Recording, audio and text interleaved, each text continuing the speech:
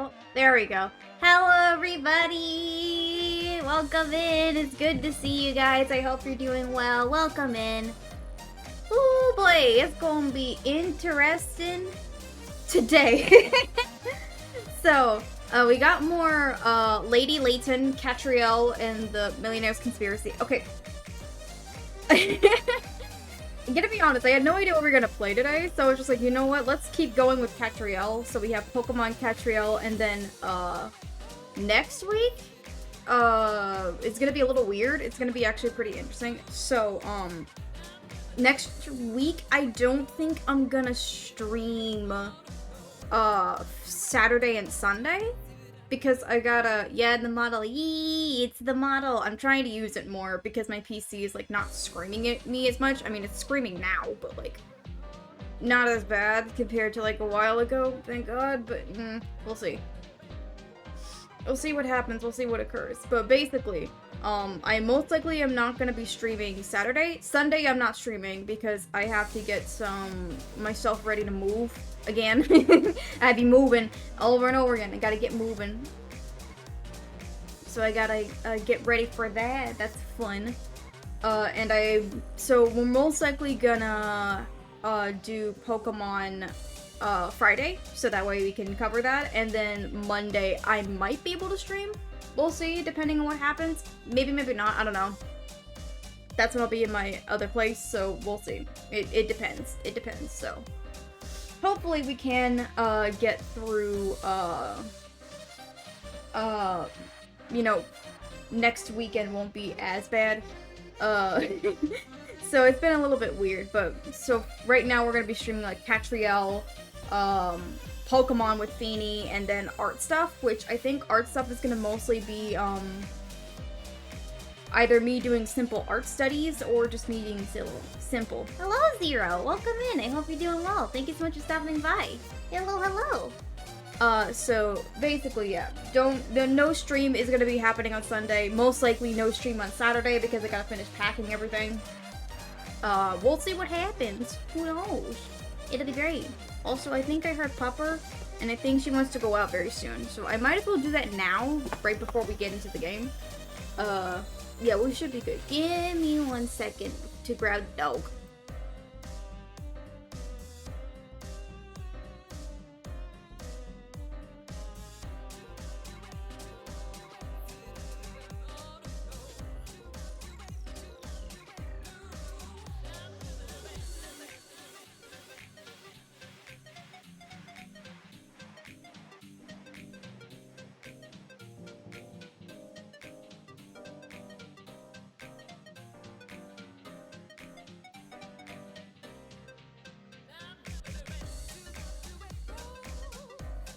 Okay, Pupper has been let out.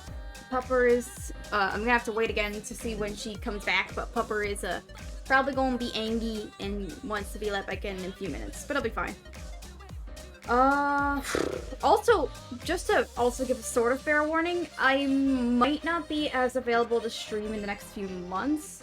I want to stream with my normal schedule, but, my current, projects and other stuff is gonna take a lot of time, and I have to manage my time properly, so some streams might not be as frequent, which, I will do my best to keep a consistent schedule. Like, I want to keep a consistent schedule, but sometimes, life do be, a little bit taxing, and it needs to take priority. IRL stuff needs to take priority, but we'll see, we'll see. Hopefully things will go well, you know, hopefully things will be good, nothing too bad. We'll see, we'll see. Anyway, I think this should be pretty much it, so we can just, like, transition into, the Lady Layton shtick. I love seeing your model. Thank you. I had a lot of fun making it back in the day. Back in the day, 2 years ago. I made this model, back in 2022, and I started streaming in October of 2022, and I had to stop streaming with the model because it kept crashing my computer. So I was like, shit, man. Back in the day, back in your day, 2 years ago. Exactly. Exactly. Also, shut the fuck up, Katrielle. God. I think the one big thing that kind of makes me annoyed with this game is that, uh, level 5 is very particular.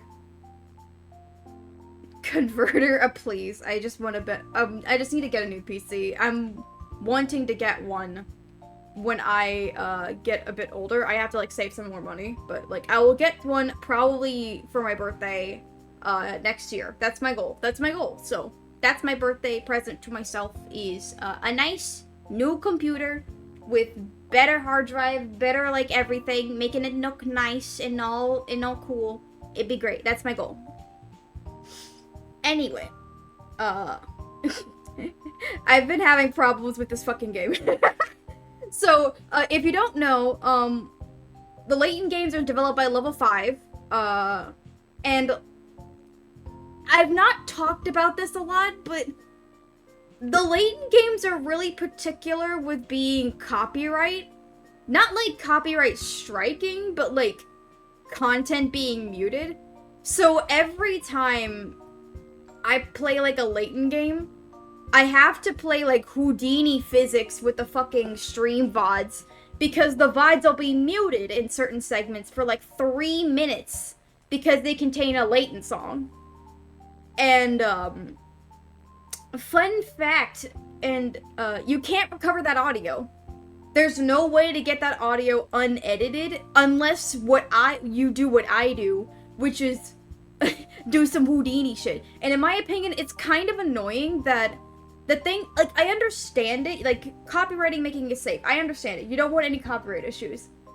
My problem is that when you download the VOD, it comes downloaded muted. Like, you can't get the original VOD. Like, in YouTube, you can get the original video back whenever you want. You can get the original video back.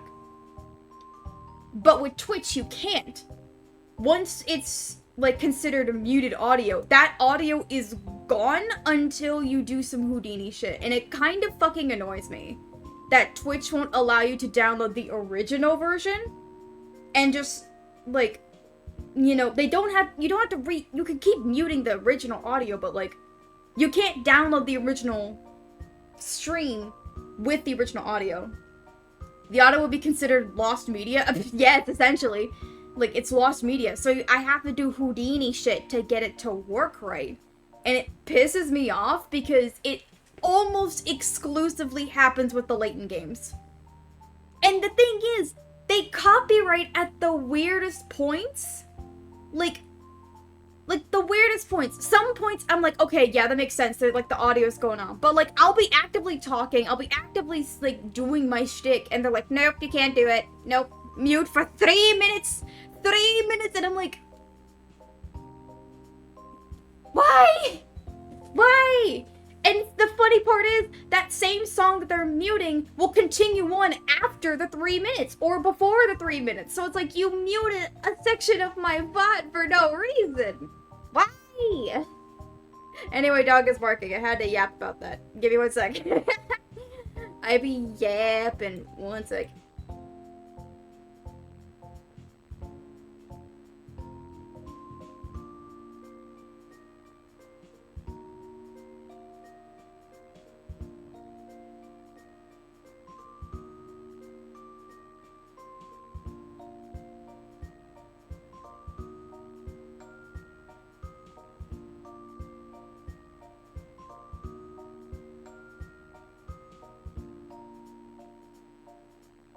Too close? Deal with it, baby.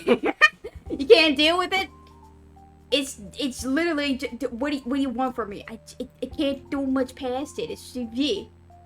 I have to be big because my model tracks it like that. I need to figure out how to do things right, but it's fine. Anyway, I just, like, it just annoys me. I just wanna, like, freaking not have to do Houdini shit. I start freaking out. I'm literally a drawing. Why are you freaking out about drawing? I am a literal drawing. I have pixels. I am literally pixels. I am artwork. Do you fear the Mona Lisa then? Goddamn. Anyway. We got Simp McGee and Lazy Lady Layton. Damn. Women scare. Oh my god. Dang. I think that says a lot about our society. Alright, I have to deal with this. My, control stick being fucking annoying anyway. And it's, like, particularly annoying just with this game. With other games, it's fine. Oh, wait, I saw that. 3. Is there anywhere else I need to go? I don't think so. I think we're good. Let's go into the mayor's chambers. We gotta go get the mayor stuff. Mayor Juanita. Well, yeah, that's her over there. Good. Let's go and talk to her then. Well, no shit, girl. Oh, hi. Oh my god, a normal-looking character? Sort of normal. Ah.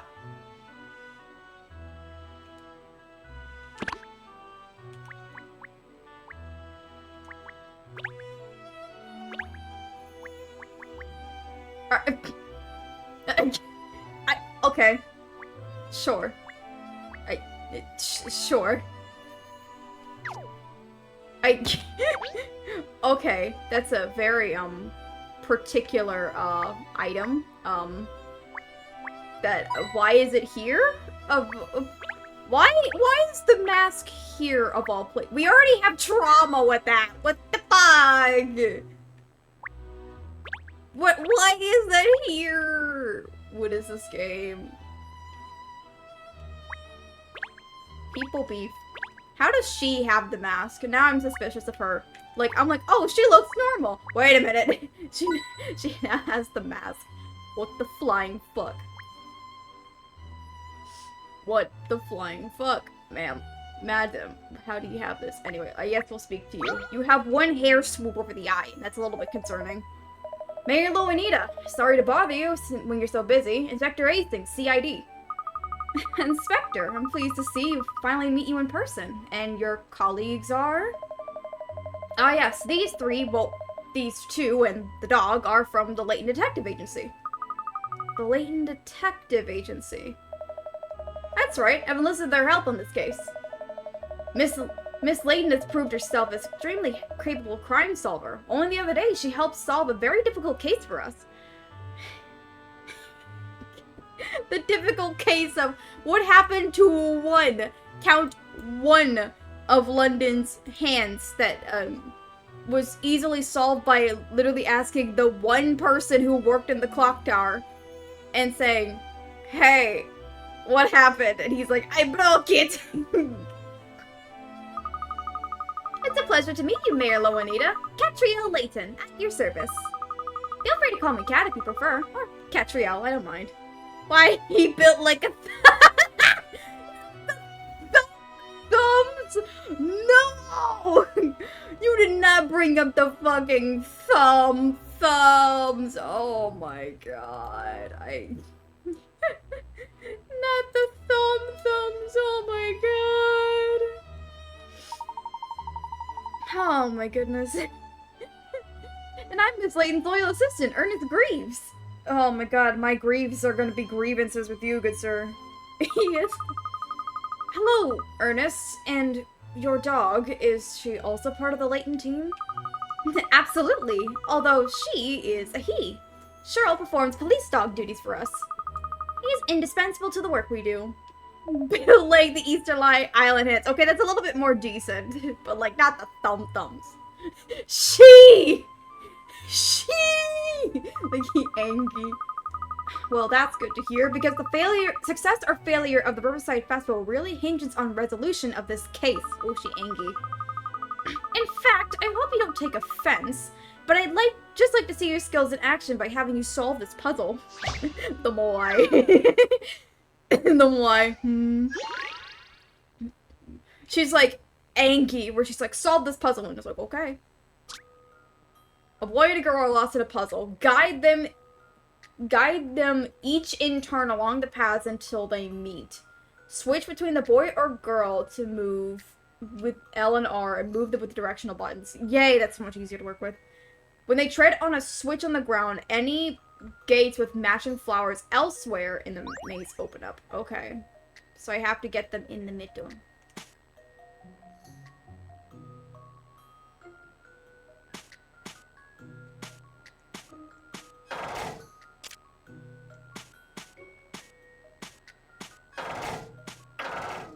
Oh, I see.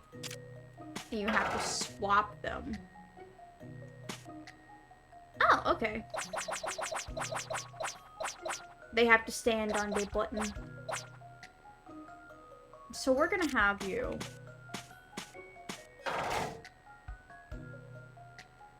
Okay.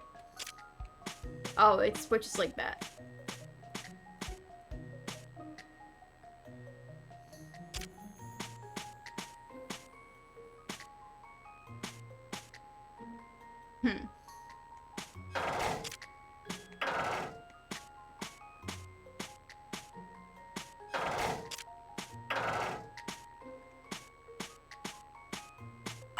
Hey, there we go. Easy. I've seen how to solve this now. Professor Layton people are very roastable. I mean, yes. Yes, I would sort of agree, but I think if you really want to roast some characters, play Psychonauts. I think those are characters where you're like, you gotta roast at least a couple of them, because, my guy, though, the Psychonauts games have some fucking great proportions. It's beautiful. I always like the games where the characters will, like, be weird and wacky with the character design, and it's like, well, how the fuck does that work? And it's like, you can't help but just say, like, you can't help but just be like, yep, that just works. Well, that's very impressive, I must say. Your puzzle-solving skills are abundantly clear. I feel confident that I can entrust the Riverside Festival case to you. Oh, yes, Miss Loanita, you can count on us. There are a number of troubling points about this case, most notably the stark resemblance to the Legend of the Thames. I'm not aware of a Legend of the Thames, I'm afraid. Man, you live in London. I seem to recall hearing something like that before, but I forget the detail. You both live in London! How do you not... You live in a city that's filled with shit. You would not think that gossip would reach you guys. What the fuck? Anyway. Allow me to explain. The tale goes like this. Long ago, a young man and woman, each from a distinguished London household, fell in love with one another.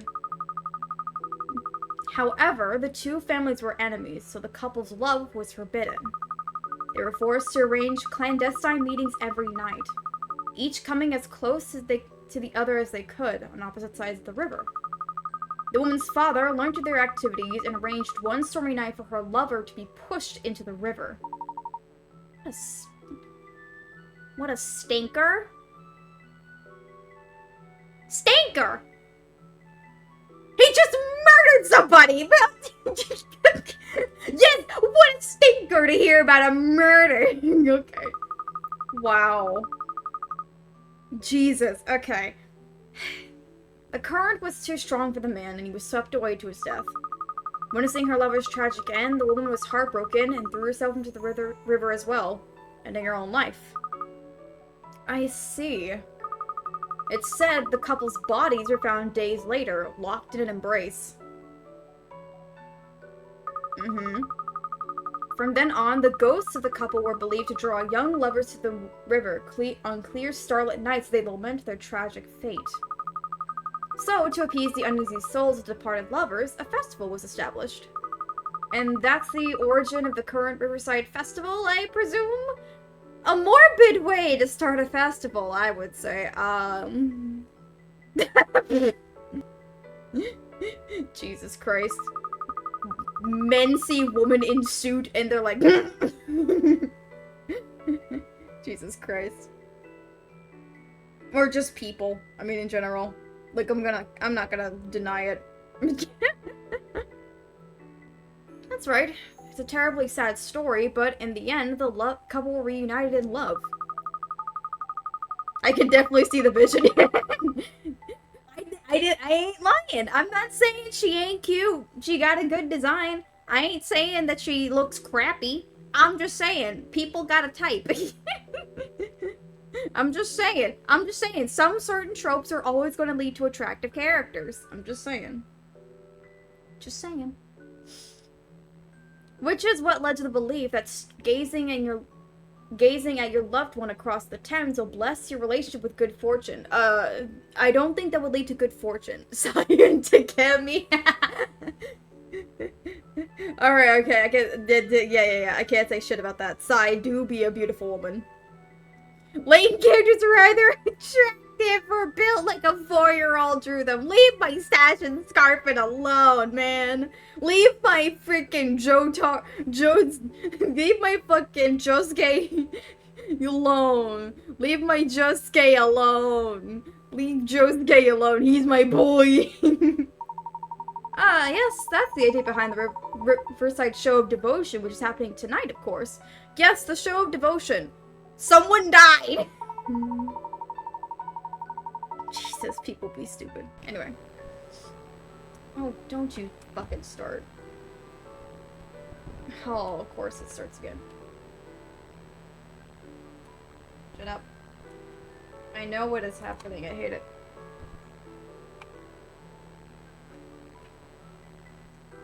Alright, anyway. If you could shut the fuck up. Please and thank you. It won't shut up. Anyway. I don't know why it keeps doing this, but I just have to find the right thing. There we go. Anyway. What an extraordinary similarity between the legend and the case we're currently investigating. I have a theory, and I don't want it to be real. It's either an incredible coincidence, or someone contrived to mimic the legend on purpose. Interesting. It is a terrible shame that such a dreadful crime has sullied the festival. So many Londoners have been looking forward to it. We must get to the bottom of it at once so that people's minds can be put at rest. I was told you asked me to lead this case using a very small team of officers, Miss Loanita. I don't understand why you wouldn't want the whole force working on it if it's important to get it resolved quickly. Because people panic. People be panicking. Yes, the problem is a great many members of the public are present at the scene because of the festival. If we send swaths of police officers, we'll utterly destroy the atmosphere.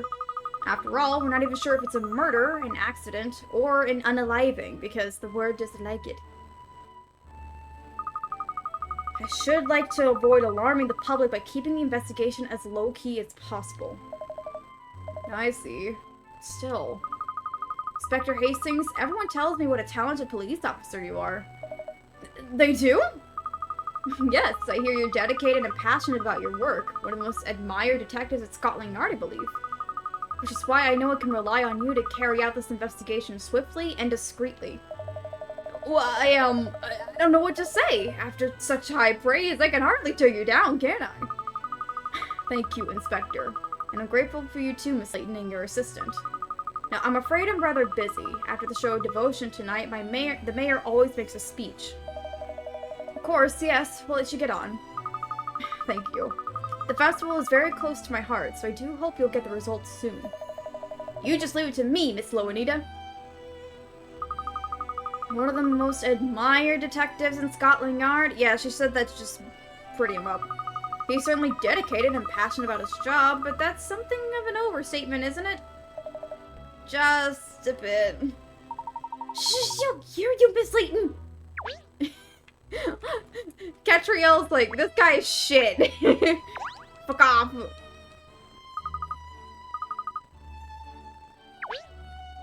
I have my theory as to what's going on. And I kind of don't want it to be real.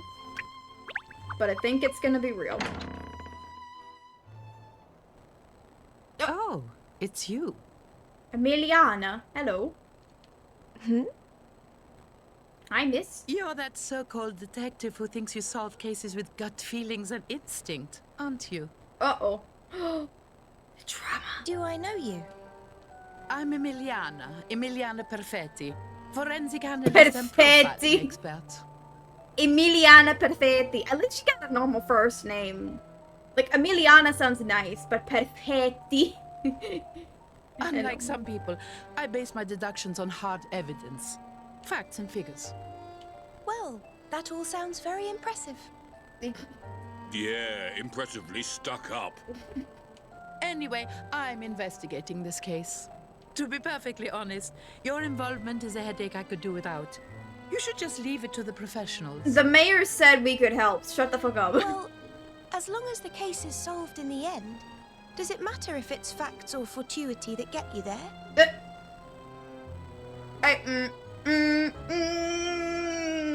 I don't agree with that. There's no doubt in my mind that I'll solve this mystery. Oh? So, if you'll excuse me, I have work to do. If you call rolling dice and drawing tarot cards work. Katrielle Layton. Just because you're Professor Layton's daughter. Va bene? We'll see how far your methods get you. What the fuck is... Why is she a rival? Like, okay. Who was that woman, Inspector Hastings? She's a profiler. She's pretty well respected down at the yard. Emiliana Perfetti is her name. They call her Perfect Perfetti. Of course. I knew it. Thanks. A profiler? You mean someone who analyzes criminals and their motives? Something like that. Profiling's all about evaluating physical evidence and reconstructing crime scenes and the like. Perfetti's got a real knack at figuring out details about criminals by gathering a ton of information from crime scenes and analyzing everything she finds. You mean doing her job? She's got a real knack for doing her job. Okay. She'll crack a number of cases that have had everyone at the yard stumped. Perfect, perfetti, confetti, exactly. She sounds like a very talented young lady. Yeah, and if we don't pull her claws out, she's gonna steal our thunder and solve the case before we do. You're right, Cheryl. She loves doing her job too much, I guess, exactly. I guess. And while we're building our reputation, we could really do with solving high-profile cases like this ourselves.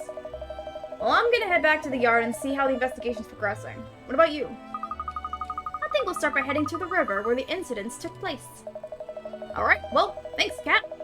This isn't just about pleasing the mayor, of course.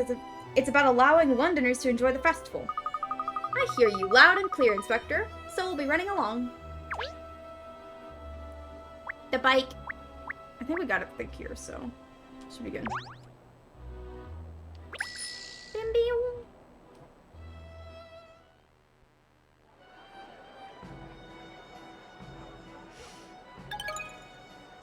The Thames. So this is where the festivities take place, is it?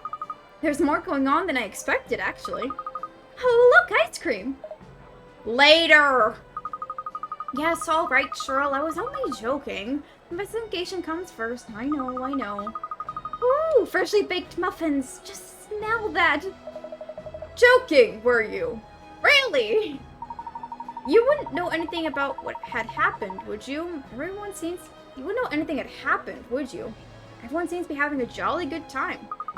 But if our reporter friend Douglas Sturt is to be believed, the public are well aware of the incidents. Perhaps we should talk to a few members of the public while we're here and see if we can learn anything new. That's a little bit... oof. My guy has a clown nose right there. I hope he's doing well. Stage show soundtrack. That's hard to say. That's like 3 times over. Who are these two? Why can't I speak to him? It's really pretty. I like how they drew the sky.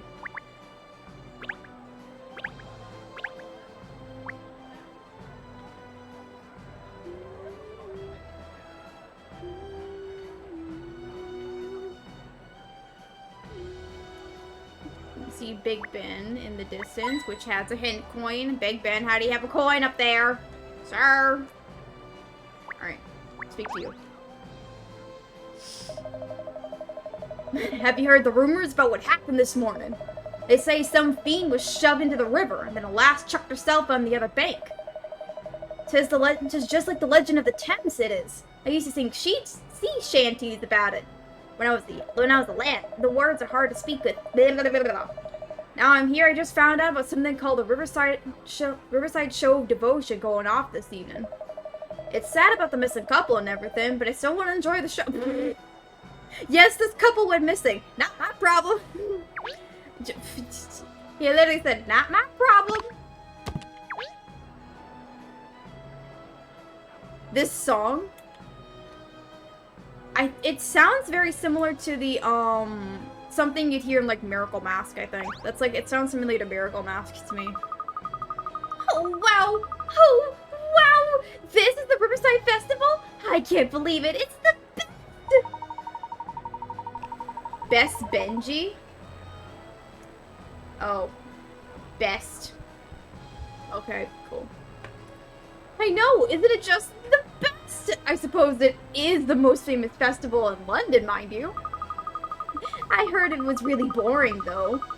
But look at all these people here! Coming here was just the best idea, Benji! I really want us to take part in the show Devotion tonight, but apparently you have to apply in advance. Aw, really? But I want everyone to show how in love we are. Okay. It feels rather like the tragic incidents have attracted more people down here.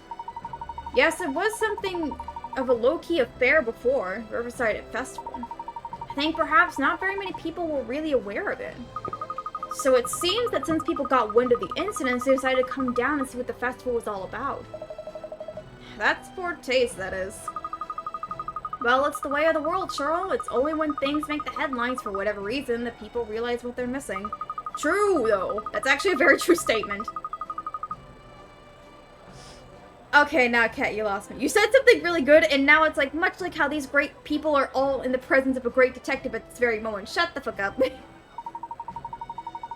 Man, no, stop being a goddamn simp. Like, come on, she said something good, and now it's, like, fucked up. No, there are so many people here for the festival. Katrielle and the morbid curiosity. Katrielle and the reality of people. Have you seen how many times people, like, slow down to watch a car crash? They'll just see the car wreck, and they're like... They stare at it, and they want to know what's going on. Well, let's not forget the incident took place on both banks of the river. We should go investigate the other side as well. Come along, you two. Coming, miss.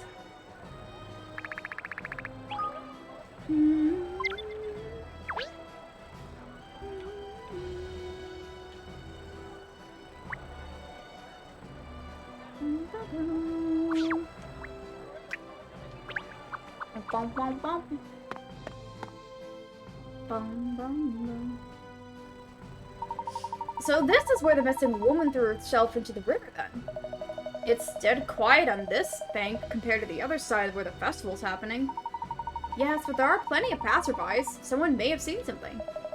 But how will we ever find them? Well, we certainly won't find out anything unless we start asking people some questions. Hello, Kitty. Kitty says hello. Money. Whoa! I got more money to buy clothes.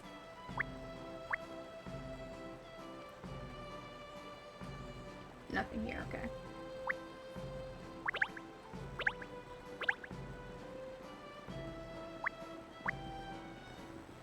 Come on. Whoa, okay. I think this game is a little bit... Okay, so, I never used hate coins in Professor Layton because, you know, I was like, I can solve this by myself. I'm not a stupid brain, or I just wanted to get hard mode. But, I think these are a little bit too generous of how many hint coins we've gotten so far. Jesus. Hello. That's it. Pierce my eardrums, why don't you? Is it a puzzle he's playing? I wonder what sort of puzzle a cat would be playing with.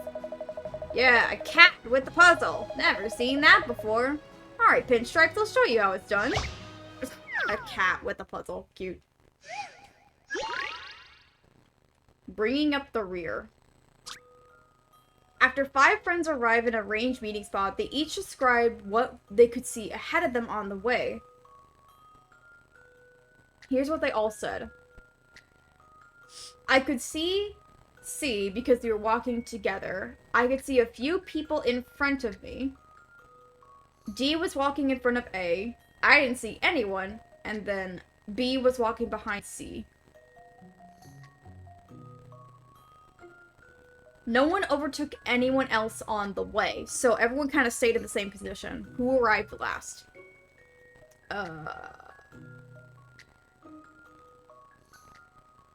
So if I had to put this, shouldn't be too bad. I kind of like how it has a little thing right here, so I can just understand what the fuck's going on. So A and C were walking together. No, don't do that, Jesus. I kind of wish you could, like, type the notes, because it's really hard to do it like this. Whatever. But, like, A and C were walking together. So these two were walking together. B could see a few people in front of him. D was walking in front of A, so we know D is in front of C as well. And then D didn't see anybody, so D was first to be here. We don't know where E is in this entire position. E, we don't know where the heck he is. But we know for a fact, A and, there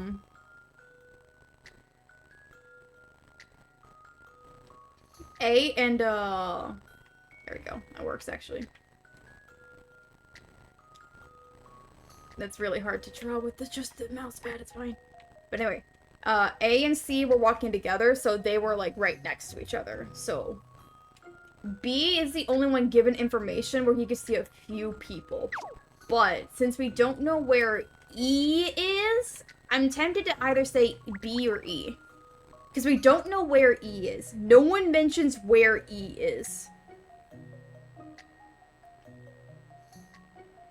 Like, no one ever talks about, like, oh, E was behind me. So it's either B or E. And I'm gonna do a coin flip toss-up to ask. To see, like, what would be the correct answer. Let me see. Coin flip toss-up. We gamble today, baby! Wow, wow, wow. Wow, wow, wow, wow. Wow, wow, wow.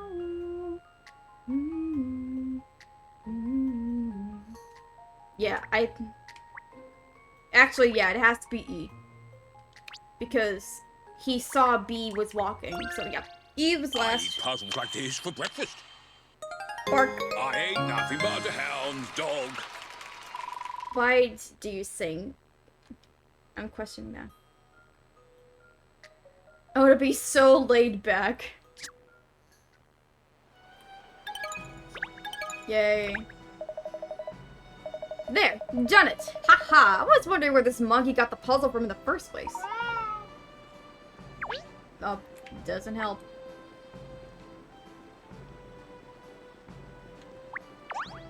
Speak to thee. Good evening, sir. What have you caught? Anything? Mr. Fisher. Hello, fellow night fisherman, are you? What have you caught, what have I caught, you ask? Let me see. Fish! Yes, I've caught fish. Oh, dearie me. I'm not sure we're going to have much luck with this chap. We're investigating the incident that occurred here earlier today. Do you know anything about it? Incident? What incident? Oh, you mean that incident. So you know about it. The woman who fell into the river? Know about it. I saw it. Saw it with my own eyes. Bingo! An eyewitness straight off the bat. That is fishy. Could you tell us what you saw, please? Who saw? Me? Yes, you just said you saw what took place with your own eyes? Oh, yes, of course. The place! Yes, I saw them, right? Alright. It's usual to see plays here, so they might have been sold. No, not fish. We're asking about the woman who fell into the river. A woman, you say? In the river? Do you know? I think I might have seen something like that. Or did I? Make up your mind! Holy mackerel, your dog made me jump with that odd sound and bark, but it did make me remember something. Really? It was this morning. Early. The sun wasn't quite up yet. I was here fishing as usual. Anyway, nothing was biting, and I was just gazing over the opposite bank absentmindedly when it happened. I could make out a fellow standing there, and then another figure appeared behind and pushed him. What happened to the man who fell in? Well, I didn't see him thrashing about or anything. He just vanished. I don't know if he went under straight away, or he was washed downstream, or what. Then whoever did it just ran off. Like that, without a second glance. It's a murder, then. Doubt about it. There's more to this case, though, Ernest. Carry on, please, sir. What else can you tell us? Well, before I even had time to be surprised, a woman on this side of the river threw herself in as well. Are you certain about that? She definitely threw herself in? Dead certain. I got a memory like I got a great memory, me. Says who? She was a young woman. She was standing not far from me, just looking into the river with a sad look in her eyes. But I never expected her to jump in. And it was the same with her. She just disappeared straight away. Once she hit the water, I never saw her again. Someone must have called the old Bill because they were here not long after. I don't think they found her, though. So the woman really did throw herself in. It's a game over, then. And did you get a good look at whoever it was who pushed the man into the bank? Well, I saw him, alright. Yeah.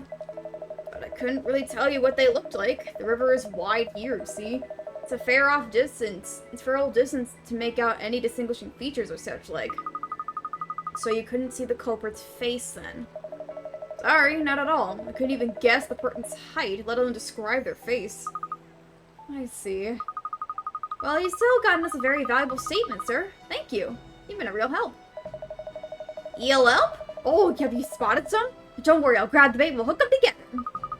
No, it's alright. Thank you again for your time. Goodbye now. The opposite bank is too far away for a fisherman friend to have made out the face of the person responsible for pushing the victim in. Aha! I've got an idea. Ernest, could you sprint over to the other side of the river now? Just sprint over? That's the best part of a mile. He's not your dog's buddy, cat. Oh, I don't mind. You don't mind? Of course not. I'd be delighted to do it.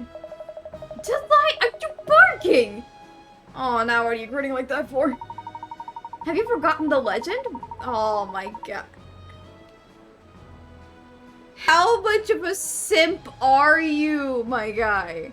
He's so much of a simp.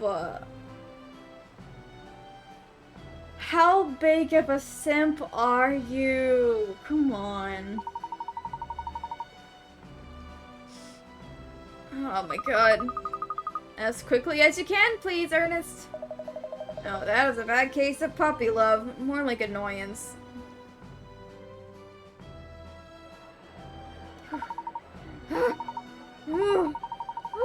That was a long way.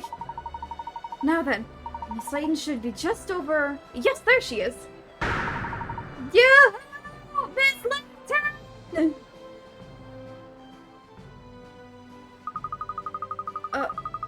The other bank certainly is a long way off. I can't make out Ernest's face from here. The old fisherman was right, it seems. Aren't you going to wave back? The little tyke's gonna wave his arm off in a minute. It looks like the witness's statements aren't gonna help us identify the culprit. We'll have to find other avenues. You're not hearing me at all, are you? Poor pup. Throw him a bone, cat! Two people killed in exactly the same way as the legend. Coincidence? There's no such thing as coincidence. Have you played a Professor Layton game? I'm back. I was waving. Did you see me, miss? What? No. Didn't. Well, it was deep in thought, Ernest. Oh, I see. Oh gosh, that spread must be catching up to me. I feel shattered all of a sudden.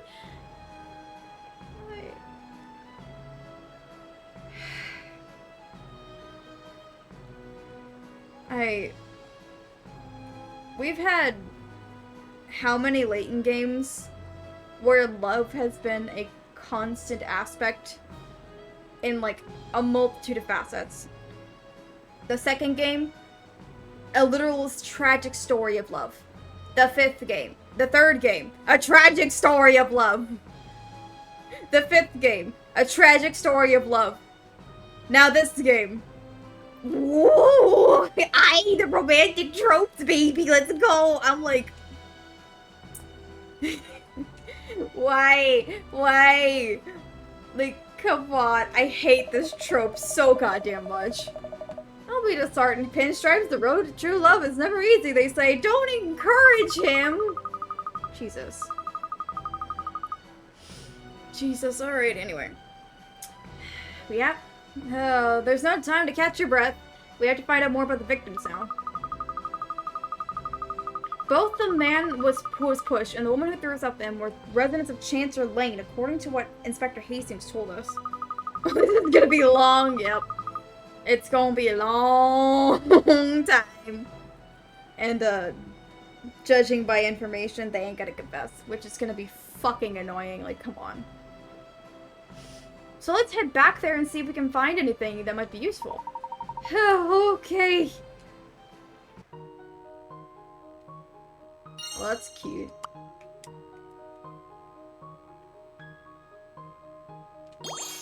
Boop. Whoa, whoa, whoa, whoa.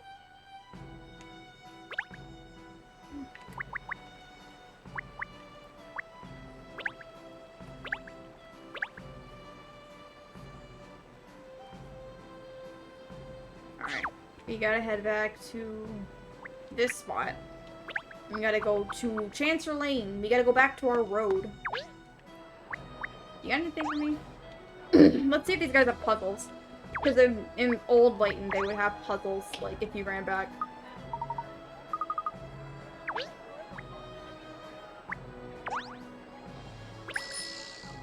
There we go!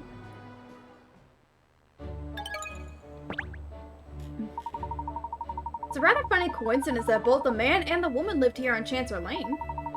You could say they were our neighbors, but I don't recall ever having seen either of them before. Well, it's not like we've been on Chancellor Lane for long, is it?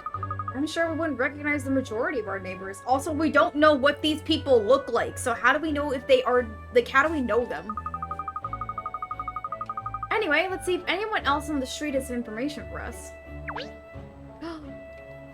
It's the man. It's the waiter.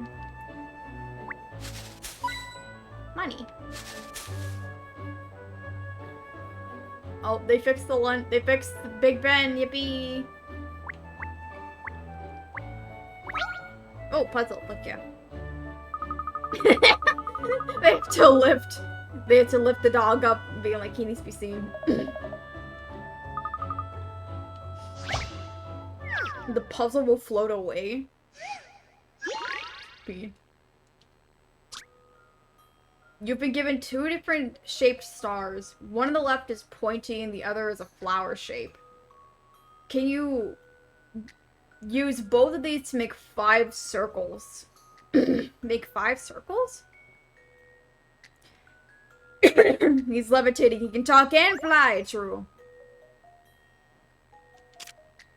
Oh, wait, I see. Okay. I have to make circle. Okay.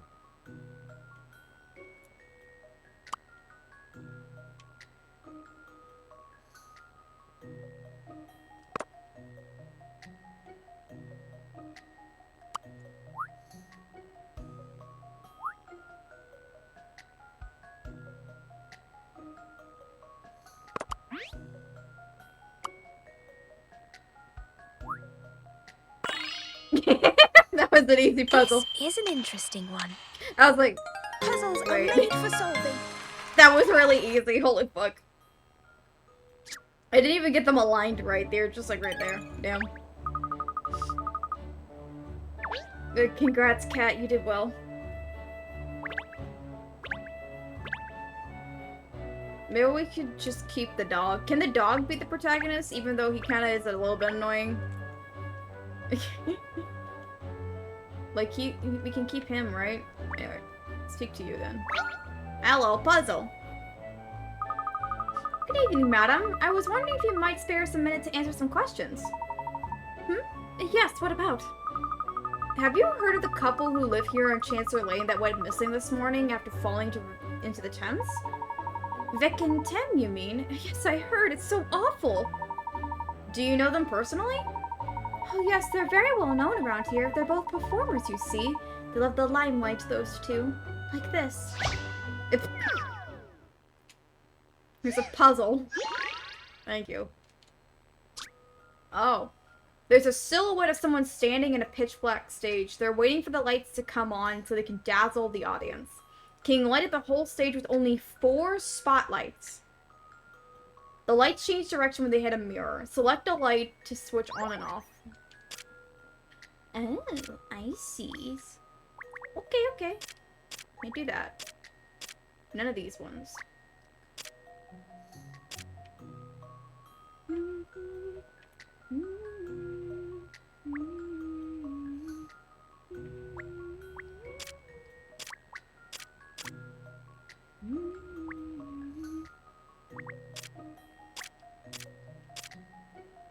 Can you rotate any of the mirrors? No, I don't think so.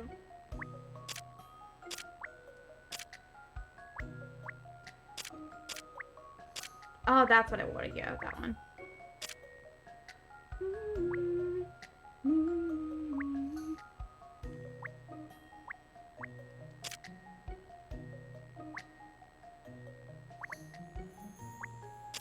These ones, and then... Boop, easy. So it's pretty simple when you get to it. Yay. That's a relief. I wasn't entirely sure. Yippee! Woohoo! Woo! Well done, you solved it. You're very good, aren't you?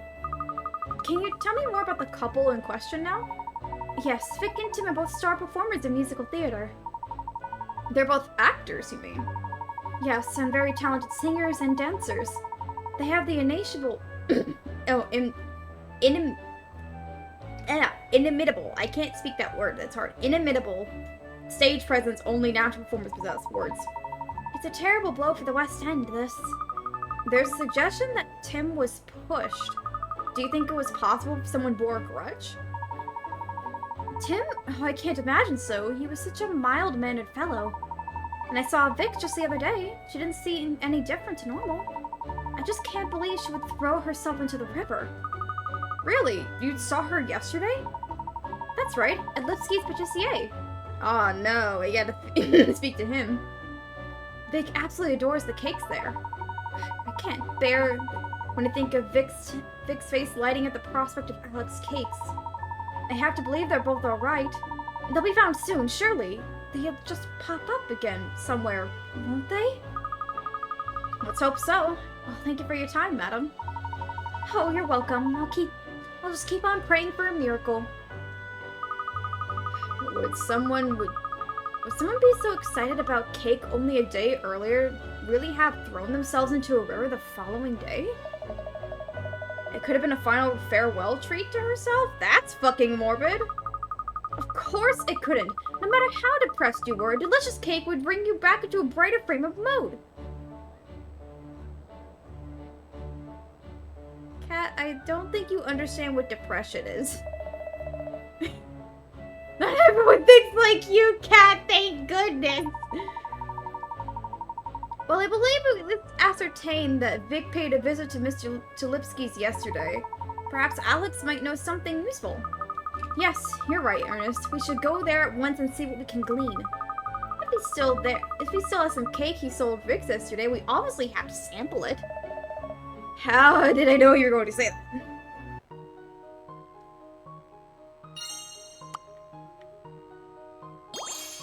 I have a suspicion as to what's going to happen. It's moving a little bit away from my shtick, but we're getting there, so.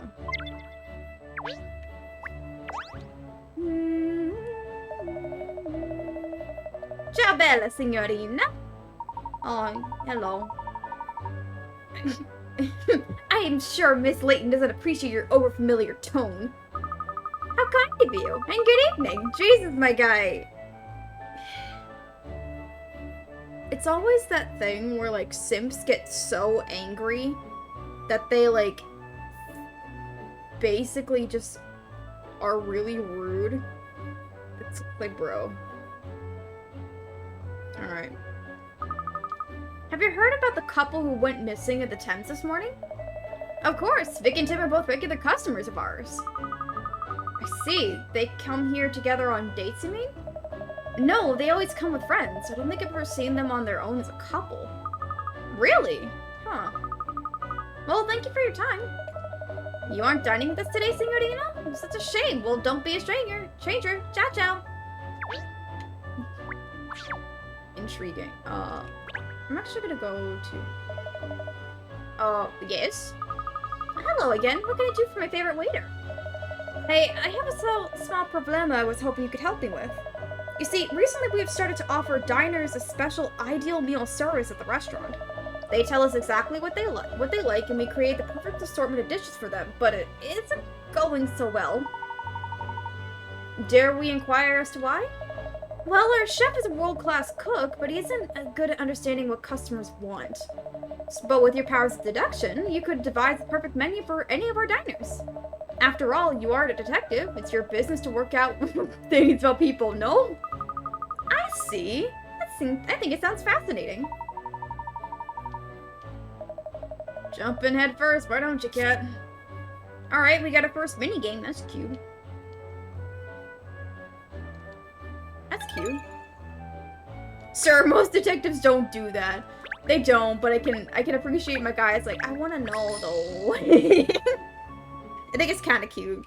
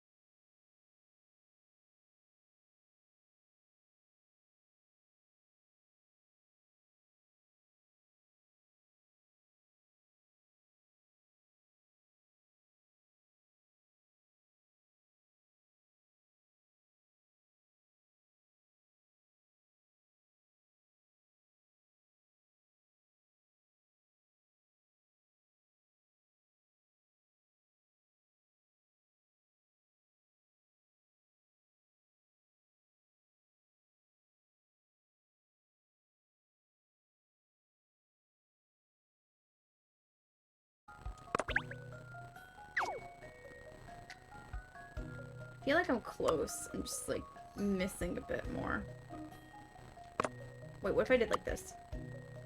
Yeah, that would work, because then I can move the cube right there. This A should little do bit it, I of think. room, but we work it out. Any mystery or any puzzle solved. Yippee! Yippee! Whoozle. And now we're gonna go back to Chancellor Lane. Wee.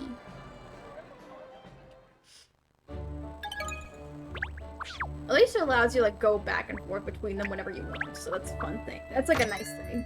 It's like late. And I think I just like how this game's like, yeah, we'll give you better access. Oh, I disappeared. Damn. I turned too far on my chair. That smell. And look, the biscuits are fresh out of the oven. She's like a little puppy when it comes in here. I adore when she becomes so excitable. Yeah, because you're a goddamn simp who won't confess. Oh, Alex's brother Hans is here too.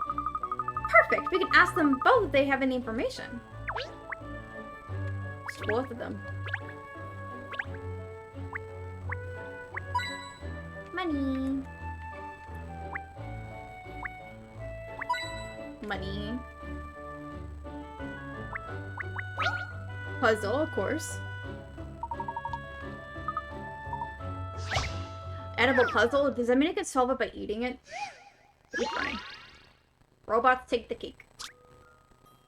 Make sure the factory robots place strawberries on all of the cakes passing by the conveyor belts. When you select a robot, it places the strawberry in its hand onto the closest cake. It then prepares a strawberry on the conveyor belt on its other side. Control the robots and place strawberries on every cake. Robots do nothing if there's no cake in position, and you can't operate the same robot twice in a row.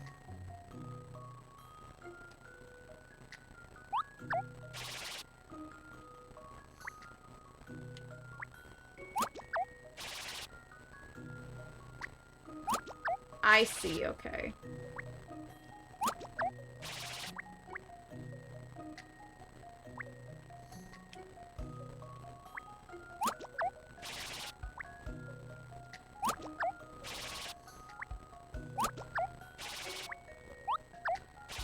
Oh, I fucked up. Nope.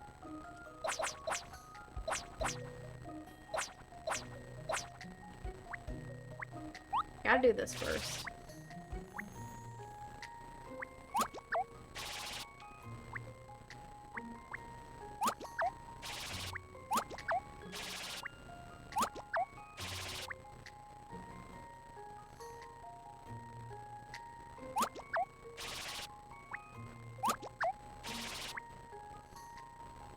Shit, I can't do it like that either. Crap. Let's isolate it to this then. So if I do this, we can swap to this. Nope, can't do that. Alright, I gotta save the last guy over there last then. So we'll start with this guy. Swap to here.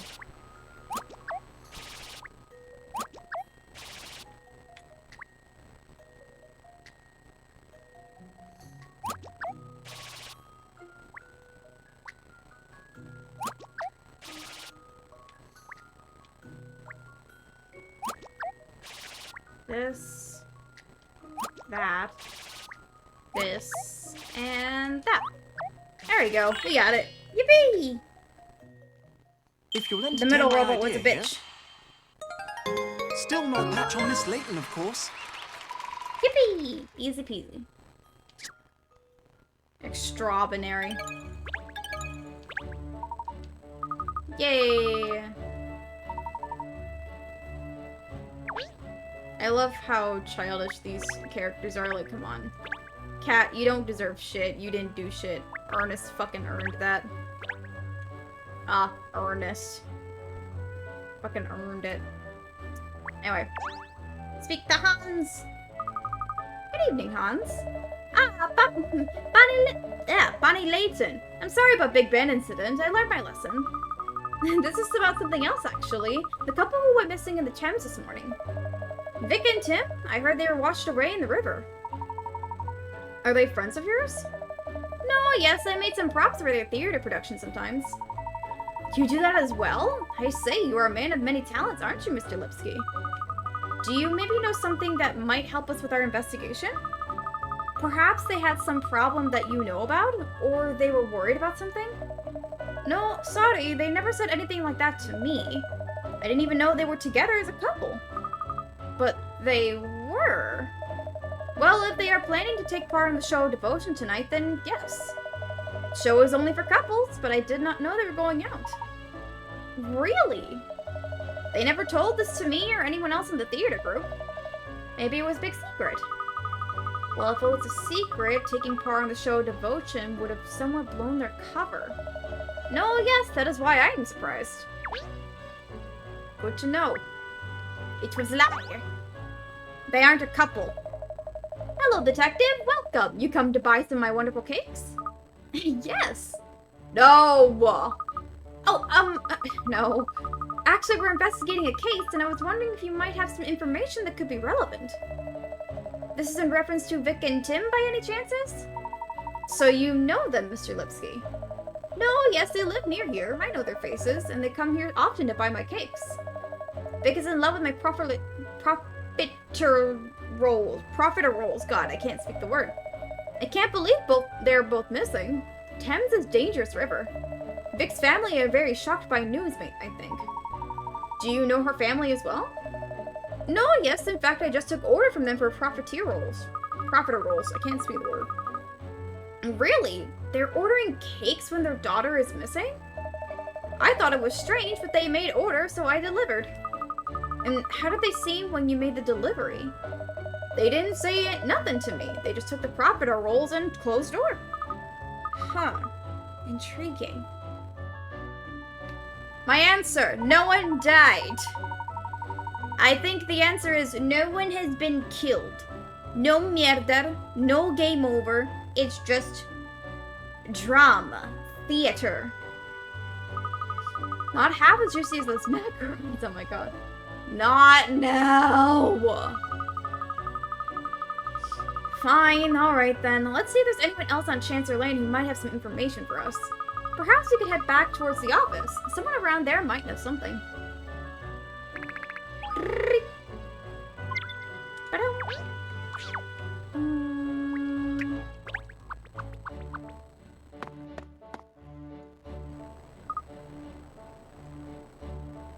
Aha! What is it, cat? Have you cracked it? The boutique store is open now. Oh no, not this again. Yes, it was closed the other day, wasn't it? That old lady said something about the owner only opening up when she feels like it. Let's go on and see what's what. I'm very curious about this place, especially at the as it was shut the other day. Oh boy. We just enter a store because Cat wants to be a fashionista. The Paponyo man!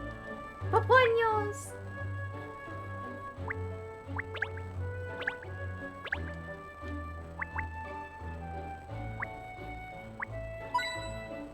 Anyway, Paponyo! Paponyo!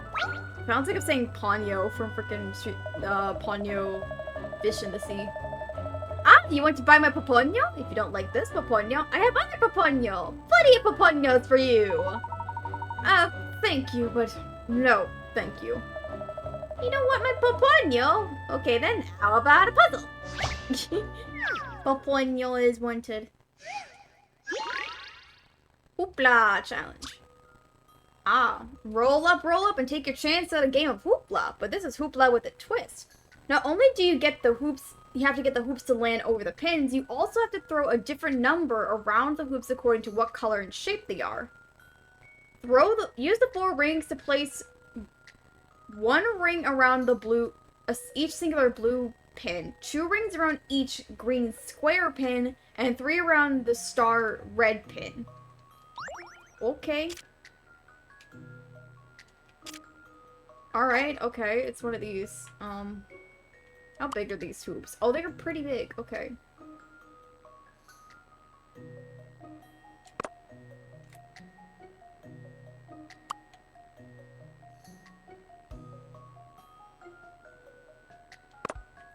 I go.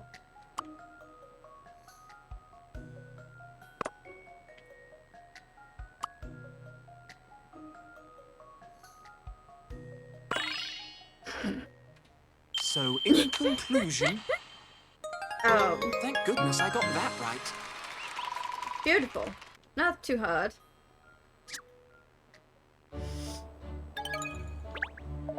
Congratulations! Now I perform for you my special Paponio dance. It goes like this, eh? Oh boy. Even I'd fall over trying to do that, and I've got spare legs. When I was a young boy back at Sangrio, I was the champion Paponio popper in the neighborhood. Well, I'm sorry, man. Paponios are not as popular as they were in Sangrio. I'm sorry. I mean, it makes sense to take your tourism farther out, so at least you're, like, getting out there, but culture shock do be a thing, and it's sad. I wish him luck on his Paponio journey. I like him. I like Mr. Paponio. Oh, it's you sleuths again. I'm just weighing up whether I should go to the Riverside Festival or not. Ooh, we were just there and it was a lark. There are oodles of people gathering for this evening's show devotion. Does sound interesting, but all that sentiment is too mushy for me. Open bracket, I don't want to turn up the show devotion on my own, close bracket. Bruh. Oh, I see. Yes, I understand. My guy's like, I'm lonely. I don't want to be there by myself, and it's like, fair answer.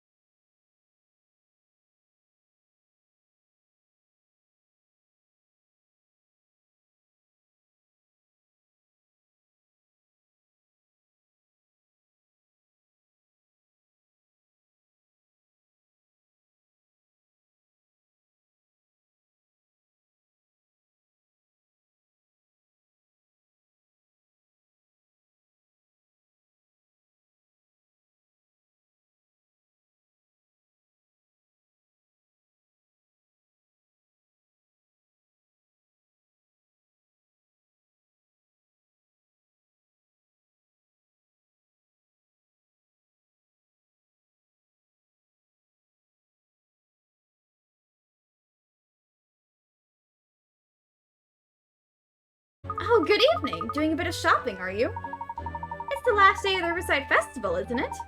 The perfect excuse to buy a new outfit to go painting the town in the night, I say. I'm especially excited because of all the hard work Pipper, excuse me. I'm like Piper? No, Pipper. That's the mayor, you know, has been putting in this year.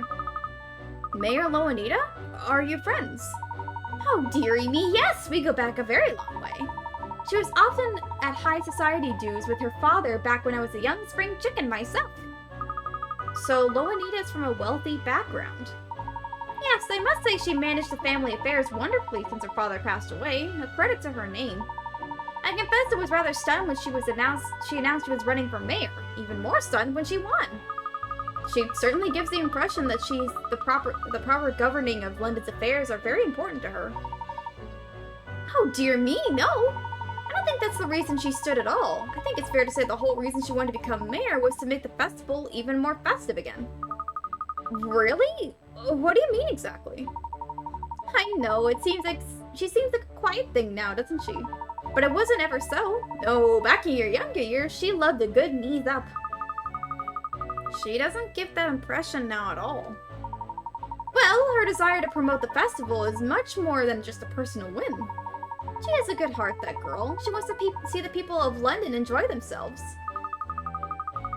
Yes, I think I see her motives have merit. Dear me, there I go again, wittering on. I'm supposed to be buying a dress, not gossiping. Well, toodaloo. That was an unexpected revelation about Mayor Loanita, wasn't it? Come along, Ernest, Cheryl, back to Guildhall. But what about the investigation, miss? There's something I'd like to put it to the mayor. Come along, we must hurry.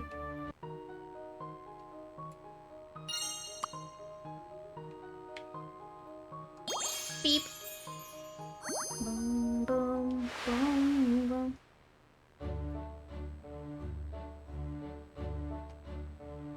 Probably should have gotten more water, but I probably get some water later. Anyway, hello. Hello. Feel free to look around, won't you? Yes, thank you. I was wondering if we could ask you about the incident that occurred earlier today at the Riverside Festival? I'm afraid I have really no interest about the festival. I've heard of it, I don't know anything about it, or any incident for that matter. Oh, I see. That's the end of that conversation then. Yes, I think you're right, Cheryl. Well, no matter. She's like, shut up. Out of my face. It's like, okay. Oh bad. Oh bad. Excuse me. Don't mean to be rude. She's like, I got my shit to do. Get out of here. It's like, fair. Fair answer. Whee!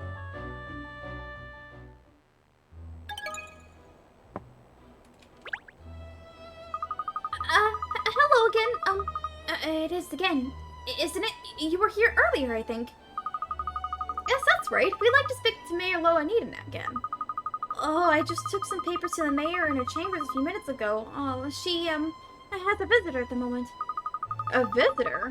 Oh dear, that's convenient. I really need to speak to the mayor at once. The mayor often has visitors, I'm afraid. Like, that young couple who's always here. A young couple, you say? Yes, I think they work in the theater, or maybe not, I'm not sure. I had a feeling I recognized their faces from the stage, I can't remember their names. Vic and Tim, perhaps? Yes, that's it! That's them! They've been visiting the mayor almost every day recently. And you know, it all seemed rather hush-hush what they were talking about. Oh, I'm sure I'm just imagining things. Well, maybe I am anyway. Hush-hush, sounds sus to this pup. Boom, boom, boom, boom, boom, boom, boom, ba-da-boom. God, wait a minute, this game released in 2019, the deluxe edition did. This is a year before Among Us hit. Or at least fully popped off, goddamn. Miss Layton, this could be a vital clue. I suspect there's more to this than meets the eye. Come along, we must quiz Miss Loanita at once. Oh, but I think the mayor is still busy with her previous visitor. I'm afraid this matter is very urgent. Who even is this visitor anyway? I think it was someone from Scotland Yard, a profiler, was it? A profiler? You don't mean Emiliana Perfetti, do you? Yes, that's right. She, said she had some questions for the mayor. Not that old sourpuss again. Miliana visiting the mayor. Presumably this means she's also working on the case. Well, if we're all talking about the same thing, they won't mind if we barge in. Wow, Cat said fucking. Cat said, fuck it. We going in, bitch. We going in.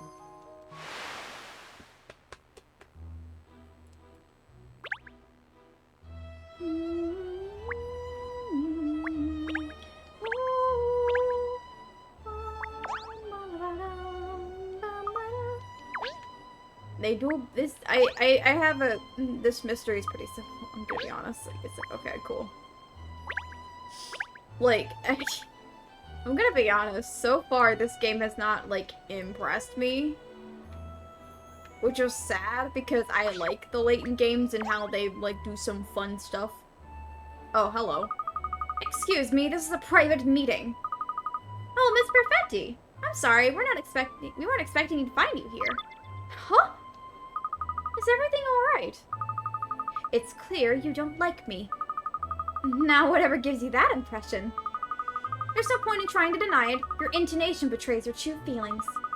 That little pause before you spoke, the way your lips curled up, the telltale shift of your eyes. I can read you like a book. Really? How incredible. I had no idea it was being so obvious. She said, yeah, I don't like it. I don't like you. Damn. Can't be like, I don't like you. Fuck off. You weren't even going to attempt to deny it? Let's get to the matter at hand, shall we? I see you've been interviewing the mayor. Va bien. Va bene. Excuse me. Not va bien. That's a different term. Yes, I presume you being here means you're also investigating this case. Very shrewd. So, what have you found out so far? I don't see why I should tell you.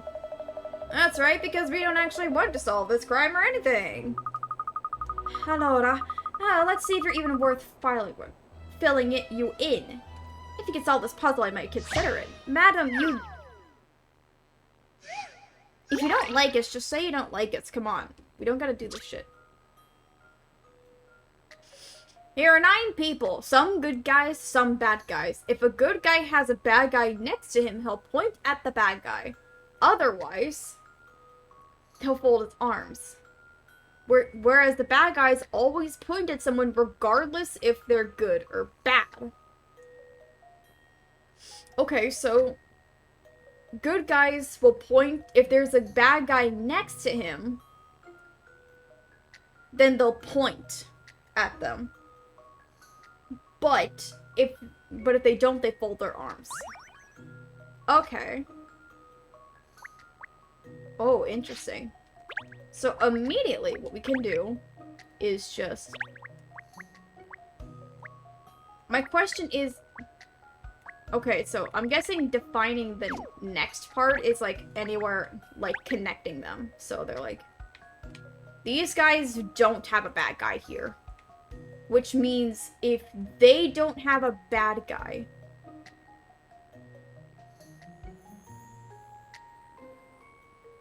then these ones are good guys. All of these 3. No, get back here. Jesus, I hate how that works. Like, all of these guys are technically good guys. If my fucking controller would stop being a bitch. There we go. All of these guys are good guys because none of these guys are saying these are bad. And so just by judging where these guys are pointing, immediately, bad guy won. Because he's, like, people are pointing at him. He's pointing at this guy who has to be a good guy, which means he bad. And so the other one... most likely is these 2. Which is funny, because one of them is outing themselves. Beautiful. I out my own partner because fuck you. Like, because it says points at them regardless if they're good or bad, so it's like... So, what? You just outed your own partner, my guy, you stupid ass. This should do it, I think. Yippee! Puzzles are made for solving. Woo. Easy. Well, it wasn't a very difficult puzzle anyway. Bitch, then why did you give it to me? The perfect storm sweeps in again. Alright, as a special favor, I'll give you my analysis of the case. First of all, let's review the facts. This morning, a man was pushed from the bank of the Thames into the river. There is at least one witness, but he was on the opposite side of the bank, and the criminal was too far away to be seen clearly. Soon afterwards, a woman threw herself in the river from the same bank as the witness, which all fits exactly with the legend of the Thames. Yes, the missing couple are known as Vic and Tim, residents of Chancer Lane. They are both members of a theatrical group and were planning to participate in tonight's Riverside show Devotion. However, no one appears to have realized that the pair were seeing each other, which is where the facts diverge from the legend. Meanwhile, we have the information that the couple were meeting regularly with a certain third party. You know who that is, I presume? The very person who instigated the investigation, Mayor Pipper Loanita. If from these facts, there's only one conclusion that can be drawn, and that is, the person who pushed Tim into the river was Mayor Loanita herself. Never! An interesting deduction, Emiliana. I admit there are some facts missing in the moment, but all evidence points to Mayor Loanita. There's just one vital factor missing that could incriminate her beyond doubt. A motive, you mean? Yes, I see you and I are on the same page. Naturally, I've explored the possibility of the criminal being someone else. Usually I get a clear profile of the culprit from the case background and evidence surrounding the victims. But this time, the profile isn't coming together. Why did the culprit push the man into the river, and how is that related to the woman throwing herself in? Neither point ties in with the current profile built up. It's the first time I've encountered a case like this. The profile. Yes. Sounds like you're struggling a bit, Miss Perfetti. Struggling? Me? The more challenging the case, the more I shine. She just say shine or whine. I know which oh my god. The fact that the profile doesn't fit some key facts about the case is an important piece of information in itself. What I need to do is work that back into my thesis and build up a new profile. So I must get back to the yard. Oh, she died. The profile doesn't fit the facts. Have you had a thought, Miss Layton? Oh, no, it's nothing. Come along, let's talk to the mayor again.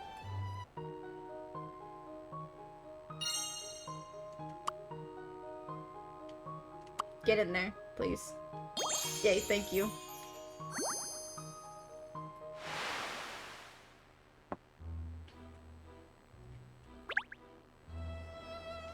I'm guaranteeing you the answer is stupid. Excuse me, Mayor Loanita. Oh, hello again. How's your investigation coming along? Very well, thank you. I think we're nearly there. I'd just like to ask you one or two more questions, if I may. Of course. Anything to help solve the case. Ask away. Thank you. I'll get straight to the point then. It seems you've really gone to extreme lengths for the sake of this year's Riverside Festival. Yes, well, it is a London tradition after all. I'm all for progress and forward thinking, but traditions are very important as well. I hear you undertook a lot of planning yourself, and you wanted to reinvigorate the festival in a way. Yes, I'm afraid I'm not good at delegating. I always want to do things myself whenever possible. I also understand that you've been having lengthy discussions with some participants in the show Devotion. That's true. It's the climax of the whole festival, so it requires some attention. It's really vital that the festival's success this year. That's why I had to plan everything so meticulously. I see. Well, I think we have a good idea of your particular strong zeal for the event now. Thank you. That's it? Strong zeal? That's all you got? Don't worry about Cheryl. It's all I need. Oh, that's strange. What is it, Miss Layton? There's something different about this office. Something's changed since we were here before. Has it? Now that you mention it, I'm picking up on something too.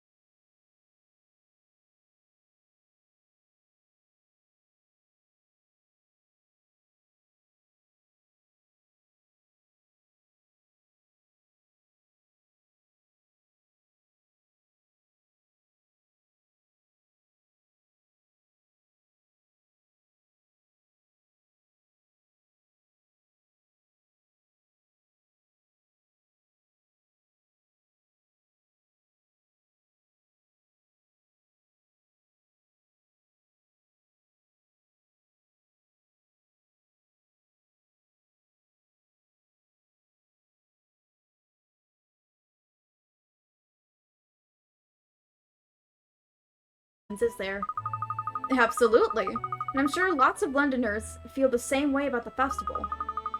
People in the city have been making wonderful family memories at it for years now. Which is why it's such a terrible shame that attendance has been falling in recent years. The idea of abolishing it altogether is just abhorrent. Oh boy. I really need to get some water soon. I need to get some water soon. Words! I have to preserve my precious memories. The festival must be a success. Are you alright, Miss Loanita? Oh, I do apologize. I don't usually let myself get so animated. Animated as in speaking louder. Please, don't apologize. It's nice as us lesser mortals to see someone as cool and collected as you lose a little control occasionally, Jesus Christ. Dear God, my Wii U is so dusty. Oh, you have no idea. My Wii U is probably a brick of dust. Really? I would have thought it'd be better to be true yourself in a role like this. Maybe some of us are a little too true to ourselves, eh, Cat? I've got a good idea. I've had a good idea. I'd like to show you something rather special. Oh? Something special? Yes, there's a balcony just outside here. Would you join me out there for a moment? Balcony! Let's go.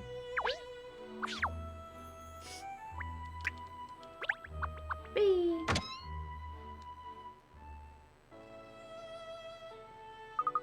Well, what do you think of my view? Aren't the city lights beautiful? Barbie wants to clean it up and play on it. I really want to buy a new Wii U because mine is like from when the first Wii U came out. So I want to like buy a new one and see what the stuff is like in comparison. But like that's like technically a good chunk of money down the drain. So it's very funny. It's like all the stars have fallen from the night sky and landed on London. Oh, that's a view. And you can see the festival grounds from here too. Look. So you can. Festival lights look lovely as well. I can play my old Super Mario Maker 1 levels? That's right. That would be fun, yeah. Makes me want to play the old Splatoon with its old gimmicks, but the Nintendo Online is gone. Okay, I'm gonna go grab myself some water because I need to go get something to drink. I'll be right back. Come on.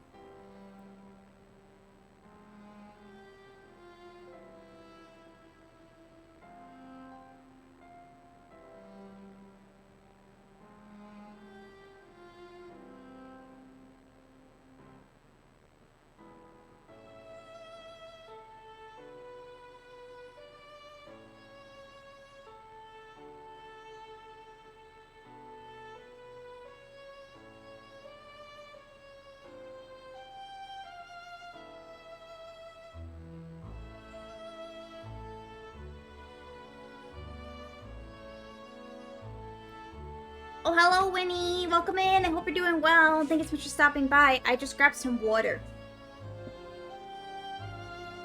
Woo-woo! But see how bustling it is this year? All those people who'd forgotten about the festival over time have come back again this year. I have some water with me because I needed to get some. My throat was drying up. How you doing? I'm doing good. How about you? This year's Riverside Festival is going to be very special indeed. I'm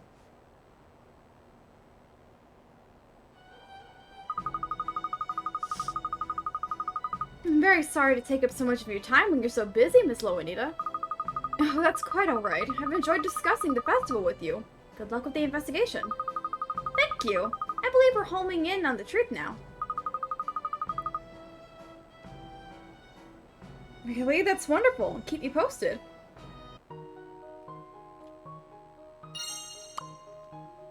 Boop. There we go. We can solve the mystery now. Yippee! Oh, excuse me. I burped. Bum,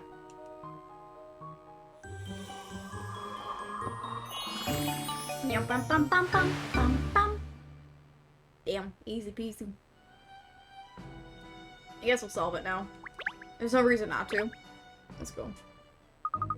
I've cracked it! This case is clear as crystal to me now.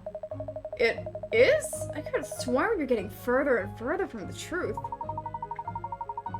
Oh, Miss Layton has a knack for seeming like she's going off on a tangent when I'm sure she's really solving the case in her own way. Well, I'm pretty sure anyway. So let's call Inspector Hastings and ask him to meet us. The time has come for me to reveal the truth behind this whole affair. At once, miss. Boop boop. Time to solve a mystery. Have you really figured it out, Cat? Tell me. Tell all, Miss Layton, please. There isn't long till I have to give the closing speech at the festival. Oh, don't worry. This won't take long at all.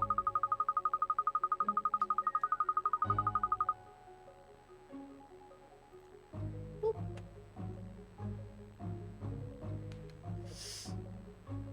As you all know, the incidents that took place this morning follow the old legend of the Thames almost to the letter. Yeah, too much of a coincidence that, obviously. Someone clearly made a deliberate effort to copy the legend. Quite right, Inspector. Someone did exactly that. All right, then. Who's the culprit, Cat? I think first, Inspector, there's something more important than identifying the culprit. Wrong. And that is how crazy you are about festivals, Mayor Lowenida. Who did it's far more important than a whodunit. How did you know? She's right, doggone it! What the fuck? Are you going to explain yourself, Cat, or what? Good question. Mayor Lowenida, loving the Riverside Festival as much as you do, it became unbearable to watch its popularity dwindle over recent years, didn't it? Oh dear. So she killed him. Is that what you're saying? Nope. No. A festival lover would never do such a thing. The mayor didn't murder anybody. She just made some stupid act. Eh? But you said... It was all an elaborate show, made possible by the mayor's great power and influence. Yup. Part of the festival entertainment, if you will. The murdered couple are alive and well. No doubt hidden somewhere inside this very building. Yep. But she's the one who asked for me to investigate the case. Exactly. I'm sorry to say, Inspector, that I believe the mayor thought it was a case you wouldn't be able to solve. Yep. No, I figured that was it. Well, Katrielle, I see you're quite the entertainer. Madam, why are you laughing? It's been an eventful festival, that's for sure. And a successful one, too. Yes. I'm delighted that my last festival as mayor hasn't been a flop. Last? Thank you, Katrielle. What if we did find the couple and they were actually dead? That would be funny. Are you retiring, Pippa? Pippa, yep. Yes, I must. I've abused my position as mayor. I God just damn. couldn't bear the thought of the festival my father always took me to being abolished, you see. But I've let everyone down. Damn. I see. Well, I'll be sad to see you go.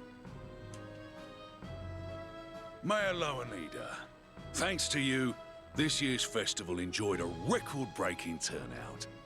There's just one little problem. Mm-hmm. Oh? What problem? Have a gander at this. Oh. Goodness me, what? It's a proposal put forward by some of London's youth. They want the same performance you cooked up this year to happen every year, only bigger. They have to keep getting it bigger? How? They're suggesting calling the old love story thing the Riverside Musical, and they're planning massive participation from youngsters all over the city.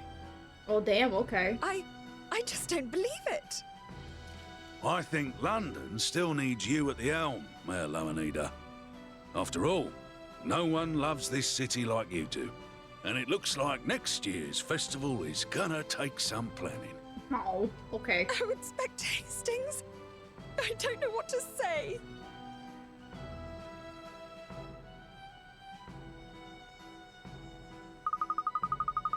missing couple made an appearance at the Riverside Show Devotion. They explained everything that had happened. The festival is an unprecedented success, attended by more people than ever before, thanks to Mayor Loanita's hard work. So it looks as though the festival will remain as one of London's great traditions, as a place where families can gather and make memories together that will last them a lifetime. Alright, well. Yippee! Cool. Ah, another day with no inquiries. Is London really so crime-free? If you got nothing to do, why don't you tidy up your desk? It looks like a dog's dinner. That mountain of papers and books and goodness knows what else is a disgrace. Don't you worry, Cheryl. I have a system. I know exactly where everything is. Miss Layton! Miss Layton! Goodness, what is it, Ernest? Don't tell me the people of London have finally cottoned up on me. Cottoned on to me. That's a term. Oh, I do wish they were, miss, but sadly no. Oh, well, that's a relief. Thank you for the honk. Think about it, Cheryl. If people were queuing up to see me, I'd have no time for my afternoon tea. This is London. Of course there would be time for afternoon tea. Everyone would be going to afternoon tea. This is London. It's not about being motivated. I'm holding back, so I'm ready to respond with pep and verve when the situation really demands it. No, you're just lazy as fuck. Well, don't be surprised, miss, but I won! A pair of tickets to the exclusive free screening of a new film, A Naval Advance, No Sub for Love. Really? That's great, Ernest. So I was thinking perhaps you and I could go together, maybe? I mean, not as a work thing. Oh my god, he actually...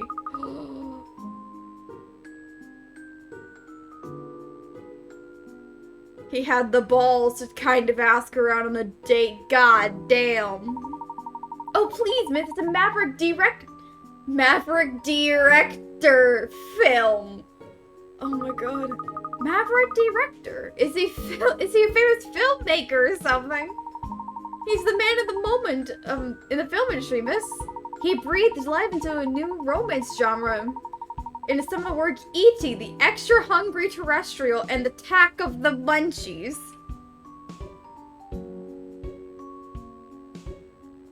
These names!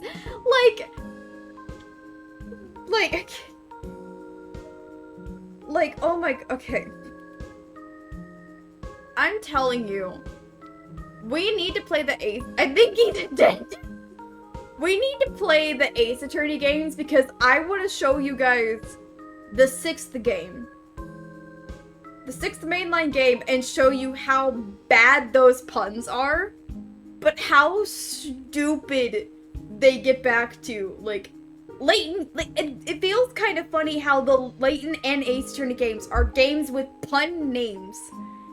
Or at least seemingly pun names. And as they get farther into the franchise, the puns get even more dumb. It's got everything, Cheryl. Suspense, drama, animal romance. Really, words can't do it justice. Animal romance? I'm concerned about that.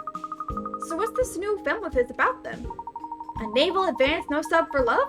Well, it's about love and emotions, and it's packed with edge-of-your-seat action, and apparently has a real twist at the end. Well, I think I'm overwhelmed already. Me too. The point is, it's a fantastic film, I'm sure. There are oodles of famous actors in it. And their sets are supposed to be incredible, too. Yeah, if they weren't, it wouldn't be a good film. You're just describing a film, my guy. As someone who knows, like, or at least has studied and been a little bit into the film industry, just because a film has famous actors and good sets does not mean that it's a good film. Believe me, I know. It's like Bud.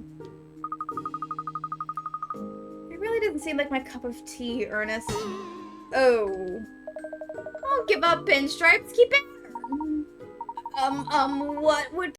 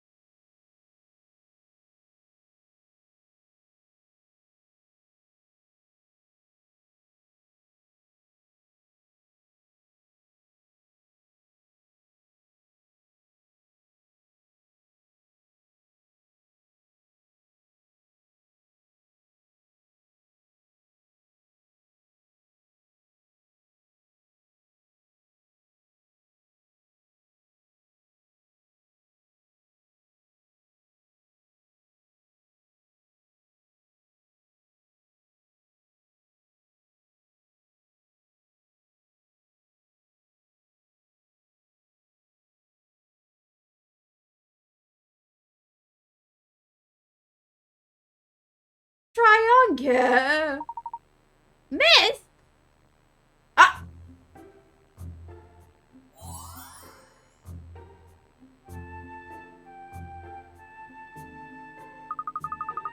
Oh, she's wearing the one earring, bitch! Oh, boy.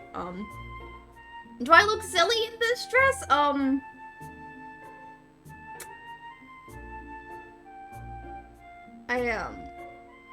Chat, how do I break it to her? It's silly?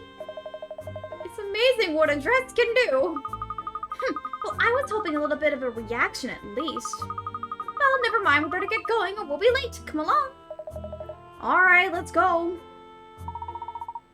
Oh my god. My god, please, just fucking confess.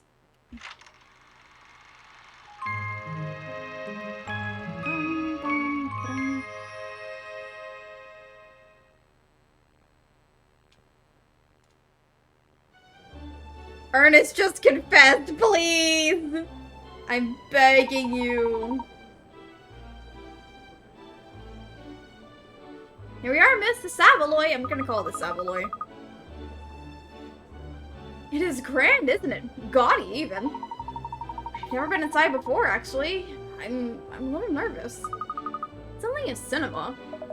Yeah, come on, Pinstripes. Are you a man or a mouse? Because she'll eat you if you're a mouse. Sure, I'll behave. This isn't something to be nervous about, Ernest. It's not like when I have to add another book to my teetering pile on my desk. Tidy up. Bad dog. Anyway, enough of that. There's a lot of people here, aren't there? Have they all won tickets, you suppose? I expect so. It's almost palpable, isn't it? How everyone's dying for the film to start. I know I am. Look, miss, over there. Isn't that Emiliana? So it is. I wonder if that means something's happened. She could be here investigating. I haven't noticed any commotion or anything. If there's an incident, that would liven things... no, never mind. Let's just go and get information from the horse's mouth. Hello. Oh, it's the cup. There's a bunch of characters here, goddamn.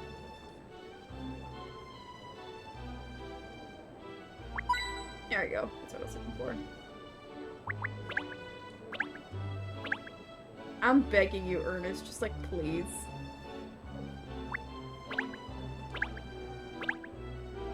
Like, you're making me cringe so hard. That's why I hate this trope in anime so much. It's like, bro. Like, I get it. It's meant to be good fun and all, but to me, it's not fun. It's just an annoyance. To constantly, and I mean constantly, have to hear about, like, love. And I'm just like... Alright, in reality, people are fucking awkward. But...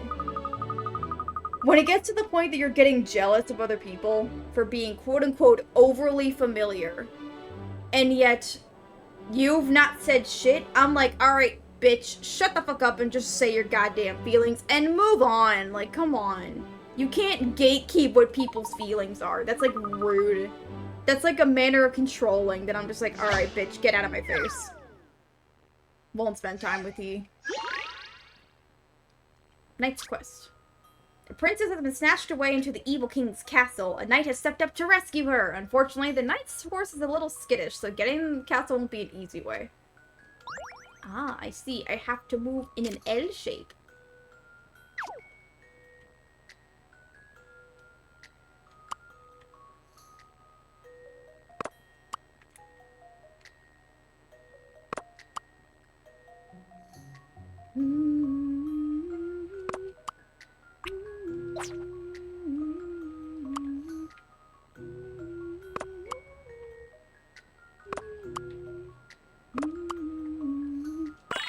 There we go.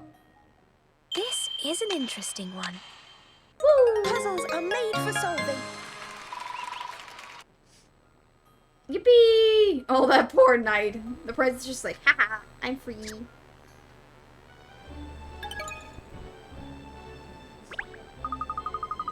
There, I solved it now.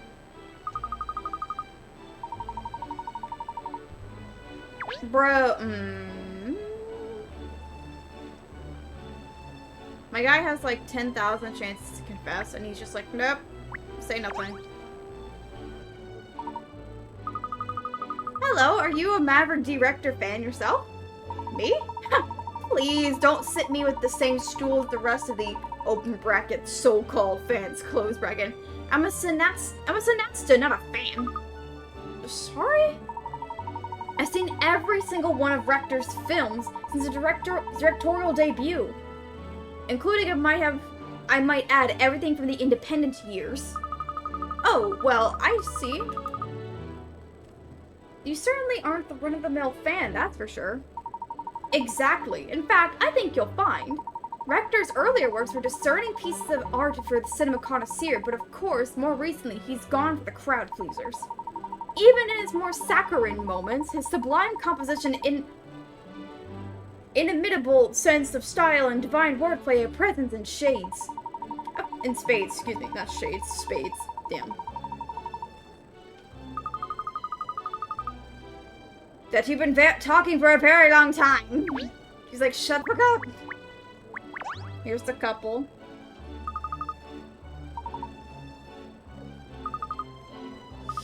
Oh boy.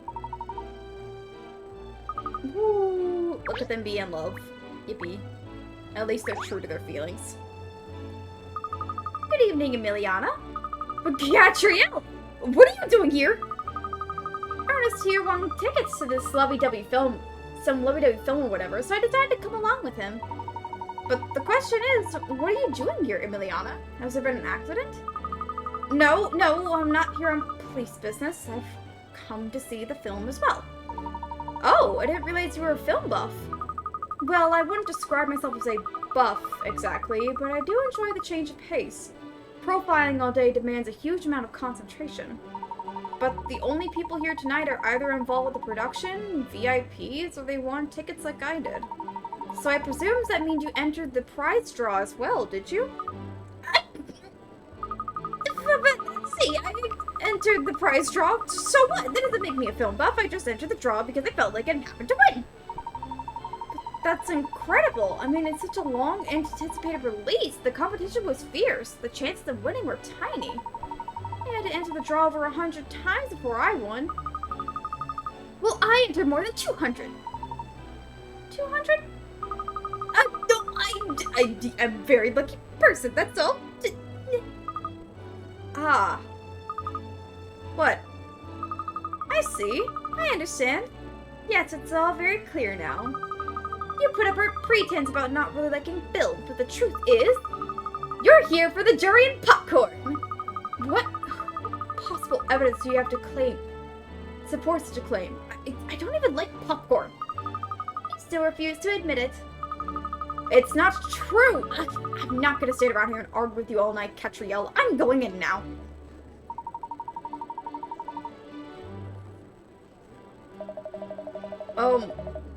Hayes? Okay. Hi. Sir, are you okay? You look a little dead. Yes, this is rather delicate, sir. You see, yes, I'm afraid dogs are not permitted into the theater. Yes. Yes, you see, the ticket is only valid for 2 persons. Persons pertaining to humans and not canines, yes? I see. Cheryl, I'm so sorry. It never crossed my mind to buy a ticket for you. Oh, Ernest, you'd forget your head if it wasn't screwed on, wouldn't you? And you wouldn't? Well, there's nothing we can do about it. I'm afraid we'll just have to wait out here until the film's over, Cheryl. Oh, sure, I just love to hang out on the street like a stray. Didn't even bring my coat. It's not even as if I can go back and wait at the office. These paws can't open doors. Fine, alright, I'll wait here. Just do me a favor and don't watch all the ending credits. Good boy. I'll be back soon, alright, Ernest? Alright, Ernest, shall we? Oh, yes, indeed. Doggy deity, have I upset to deserve this? Oh, poor Cheryl. I'm sorry, Cheryl. Now I have to deal with the 2 dumbasses. This is a rough deal. I'm so bored. Come on, Katniss. How long are you gonna leave me out here? At least didn't tie me to a drain pipe. I'm sorry, Cheryl. With your dumbass name. Why are you...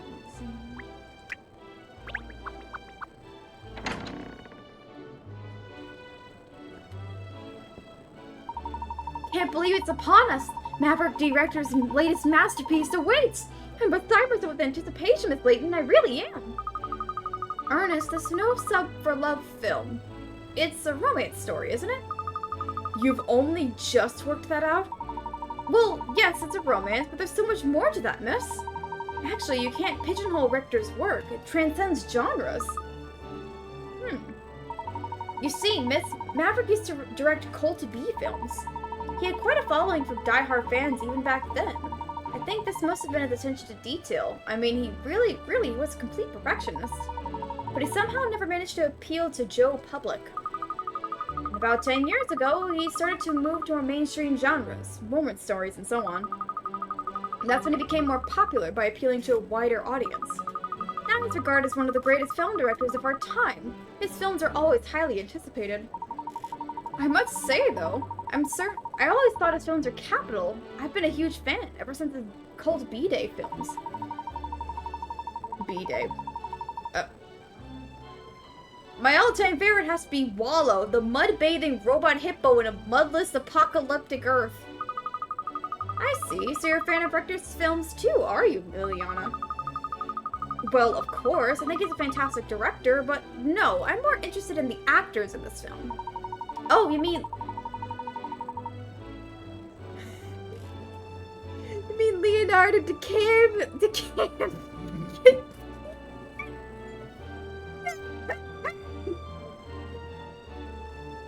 Are you kidding me?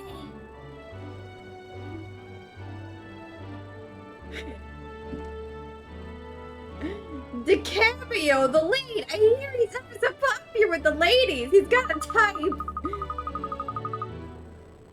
He's extremely good looking and an excellent actor. And after all the action roles he's played, I'm dying to see what he's like in a love story. Oh, really?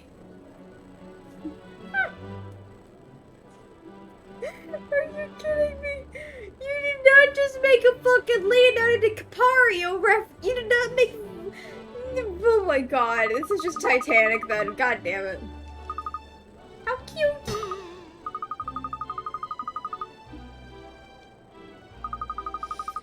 Oh boy. Well, when you're finished teasing me, look, it seems the VIP guests have arrived. Oh?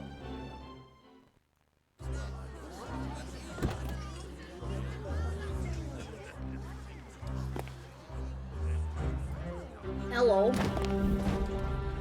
Oh, the mayor! Hey, look! Wow! The mayor's here! Yay! Oh, I like her. As wealthiest would be at an event like this. We have a familiar face, and I like her a lot. Yippee. Every one of them look very well off. Who are they all? You are very poorly informed, Katrielle. Everyone in London who knows who they are. They're known as the Dragons, the 7 Dragons of London. What kind of fucking anime shit are we getting into? What dragons? This is London we're talking about. 7 dragons? Yeah, some of London's wealthiest residents, moguls of media, finance, transport. Between them, they really control the city's economy. Although some do come from wealthy families, they really only in the last 10 years became it's really only in the last 10 years they became so well known. Oh, so not very long then, especially in a historic city like London. True, and of course, it's not just people here in London watching them. The whole world's eyes are trained on these 7 multi-millionaires. Cool. Oh, hi! Pupper decided to give us a visit. Hello! Yes? Do you want the scratchies? I got the scratchies for the pupper. I got you, you silly, you silly. She's very happy. She's doing the tippy taps. She's got the tippy taps. Oh, Mayor Loanita. She's one of the 7, isn't she? Oh, we must go and say good day, Miss Layton. Yes, I think there's still time before the film starts. Let's go and say hello. Aw, this guy's got a curled lip. He's cute. Hi, Doggo. I can't play game while scratching your butt, but I know you want me to scratch the butt. I wonder if you can hear her.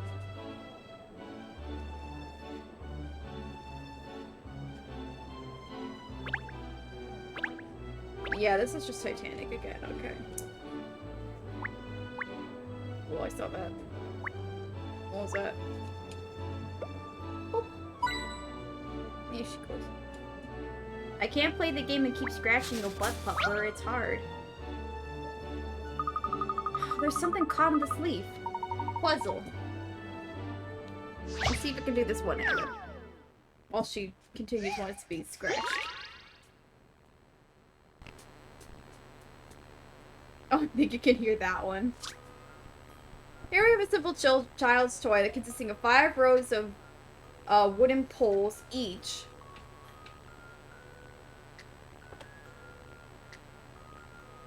Oh, hold on. Pupper, chill.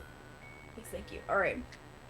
In which you can thread colored beads. A little boy is counting beads, but he lost count. From a view above, from the front and the right side, can you count how many red beads there are in total? Okay, I see, so...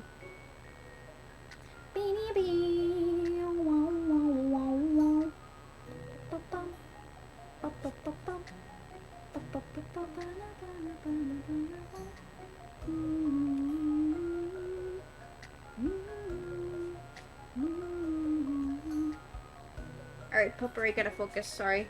I'm sorry, you gotta focus. Okay. 5 rows of 5 pegs. A little boy with counting, and then he lost count. Okay, so... here we go. Alright, let's see. From this... So this is the view from above, which... First question... So... So we know from this side here, we only have 1 red bead. And, get back here. So, and it counts to, like, this bead goes to this bead. So we already have 1 right there. Which means if this is the side, this is hiding the 1 bead. We know that this is a flat section right here. So we can say that these 2 beads here are just 1 stack. So this is 2 and this is 3. So there are 3 so far. And if this is coordinating to here, then this one is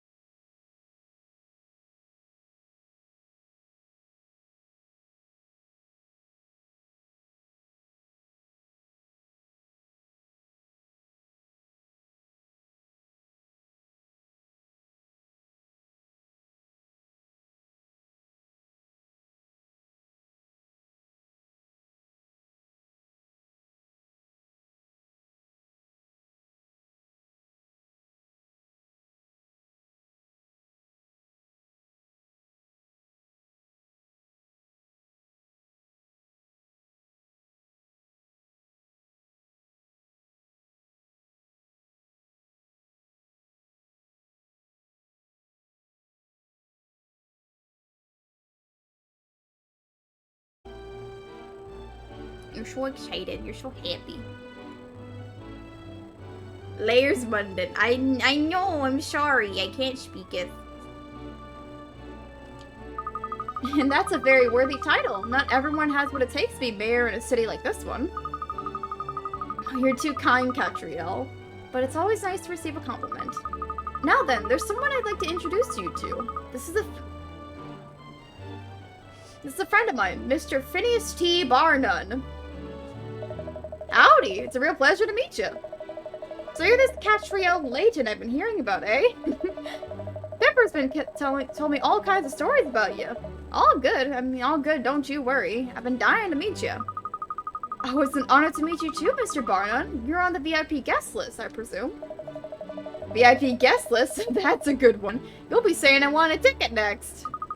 Oh, in what capacity are you here then? I was under the impression you would either want a ticket or be invited specially. You don't have a clue who I am, do you? Well, I'll tell you what. I'll set a little puzzle for you. I'll set you a little puzzle. If you can solve it, I'll fill you in. You just want all the pets. You're a greedy pupper. Fortune teller fiasco. Okay, you decide to visit a famous fortune teller, but turns out you decide with your own you can decide your own fate with little brain power. If you can stack all the cards in the discarded pile, you'll have good luck. Oh wait, the only rule is that you must either follow the suit or the number when placing a card down. Okay. But not the color. Good to know. I mean, the suit obviously limits to the color, but...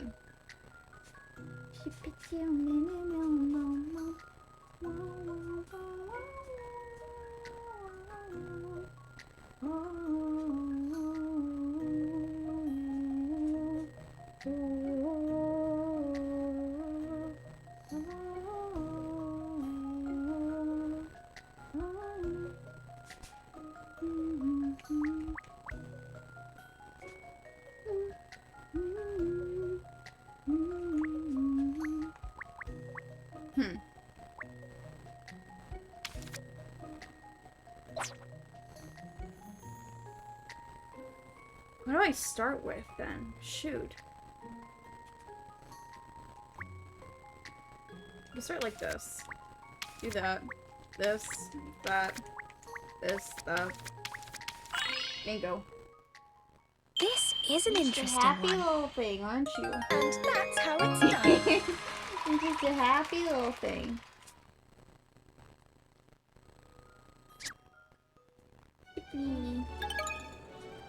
Do you just want to be in my lap for a minute? Just want to be in my lap with your big face? Hold on, give me a second. Come here. Whee-ya! Here we go. Say hi! Hi, pupper! How you doing? Garlic soup! They told me you were good at puzzles, and they were right. Sorry I wasn't trying to test you or nothing, just wanted to see it with my own eyes. See, I'm a big fan of detective work. Well, I hope I didn't disappoint you. They say hi to you, pupper. Chat says hi. You want to read that? What's that say? Do you want to see what that says? No, you just want to sit here and be pretty. And the manager of the Savoy. You see, the Savoy is the greatest darn theater in the West End, bar none. I'm the one who's putting this screen in. Oh, you mean you own the Savoy? That's right. Now I hear you blew Pip's little festival plot out of the water. I was wondering what kind of girl you were, and now I see. Mighty fine. Well, I hope you enjoy the show. After all, if it tanks, it won't make any money out of it, will I? Well, the truth is, I'm really here for the popcorn, not the film. Oh, the all-new durian flavor, you mean? You know I came up with that myself. You have to keep thinking of new ideas to want your customers to keep coming back, right? I just let Pip try it as it happens. Not her cup of tea at all. I see you involved all aspects of the business. How interesting. Well, that popcorn certainly has a unique flavor. Perhaps a little too unique. A good example of effort not necessarily producing results. I'll judge that for myself, I think. Now, where do you get it? Ah, pupper, be careful. Your paws are very sharp. You're being happy. You're tickling me. Silly doggo. Pupperty tickling me. Stop it. You mean. She be tickling me. Meanie. I love you, but you're mean. It's on sale at the kiosk back there. Show them your coupon and we'll give you a tub.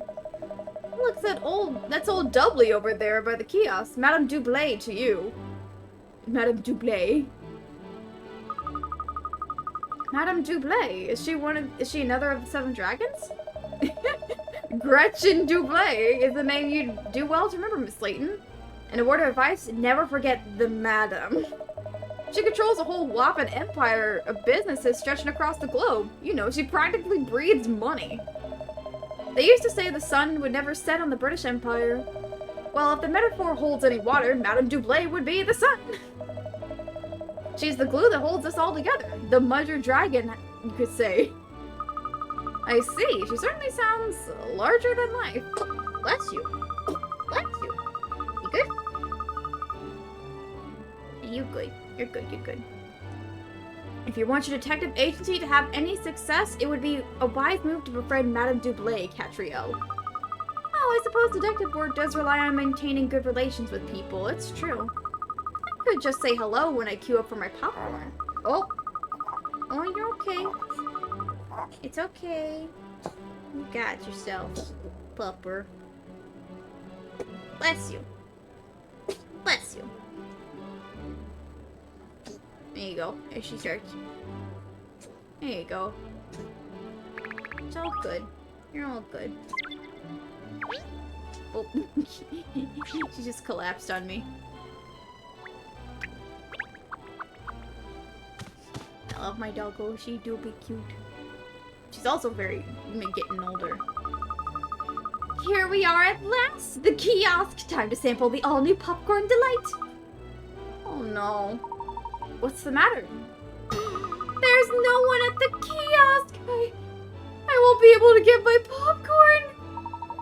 Never mind, miss. About introducing yourselves to Madame Dublé instead. Oh, so near and yet so far. Wherever you are. You mustn't be down in the mouth, miss. Remember, Mr. Barnum says she could be a very useful contact. Yes, alright. Let's make a quick hello then. Do you know which lady she is? I suspect it's that lady over there who might be looking for. Yes, I think you're right. She certainly stands out as being affluent. Which lady? I don't know. The rotund...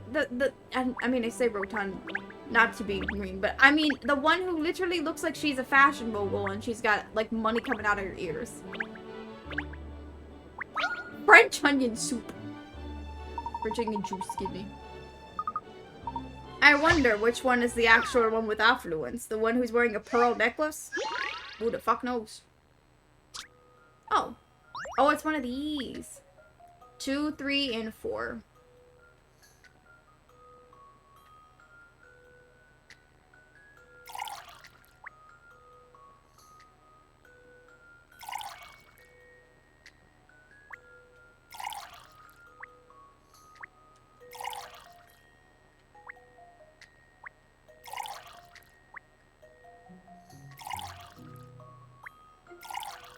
Oh, wait, I didn't mean to do that. Oops.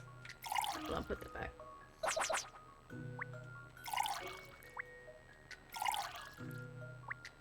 There we go. Easy. If you'll entertain my idea here. Study. Thank goodness I got that right. There we go. Juice for everybody.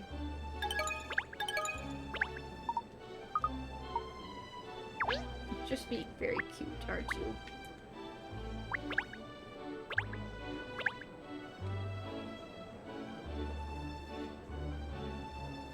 Oh, there it goes. The weather. Excuse me. You wouldn't happen to be Madame Dublé, would you? Indeed I would, and you are? I'm Katrielle Layton from the Layton Detective Agency. It's a pleasure to meet you, madam. Oh, the Layton Detective Agency, you say? You know how...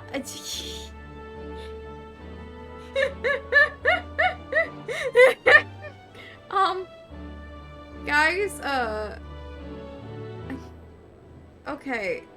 I'm gonna be honest. Level 5, you couldn't have modeled literal spheres on this character.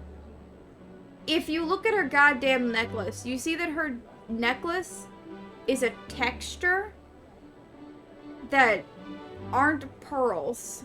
They're just flat as they get closer to her shoulder.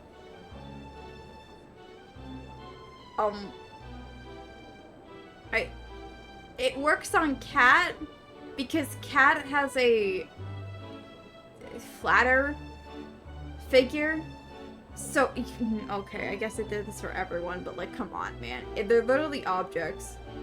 It's like, I get it, kind of annoying. As a 3D modeler myself, I get it, it's kind of annoying, but maybe you could draw characters without these features, and then it would be fine.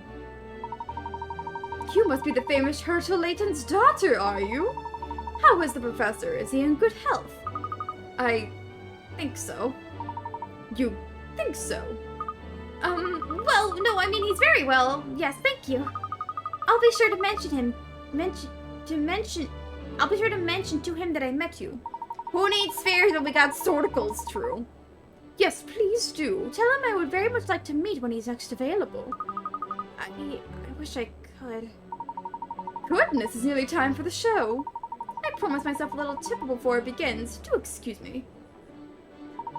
Well done, Miss Layton. I think you've made an impression. I don't know, Ernest. All this hobnobbing with the rich and fame is just taking a toll on my nerves.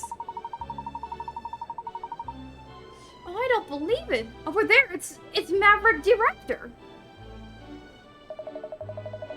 Ladies and gentlemen, I'm Maverick Director. Thank you all for coming to see the premiere of my new film. I hope you all enjoy A Naval Advance, No Sub for Love. The screening's about to begin, so if you would all like to make your way to your seats. Oh my giddy aunt, I can't believe it! It's the real Maverick Director, Miss Layton! I've never seen the real Maverick Director before. Can you stop saying his goddamn name? But you've seen the fake one? No, I didn't mean... Oh, there's no time for that. The film's about to start. We must take our seats. Aren't you forgetting something, Ernest? First, I have to redeem this coupon for my popcorn. Oh, and look, the kiosk attendant has returned. But what if the film starts while you're waiting for it?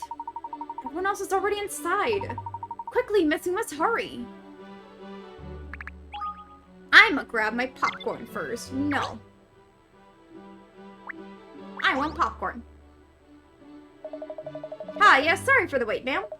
We have a full house tonight, and with all the VIP guests demanding attention, huh? Yes, it's been quite busy, I'm afraid. I see. Well, anyway, I believe this coupon entitles me to some free popcorn, the new durian flavor. Hi, yes, correct, ma'am. However, this feature is about to begin, I think. Yes, please take your seats immediately. Sorry, miss, but we really must go in now. Damn, rejected. No popcorn for Katrielle. I would be upset. I'd be like, I came here for one thing, and that was popcorn, and I can't get my popcorn. I understand this is important, but we need the snackies. If we don't have snackies, then what do we do?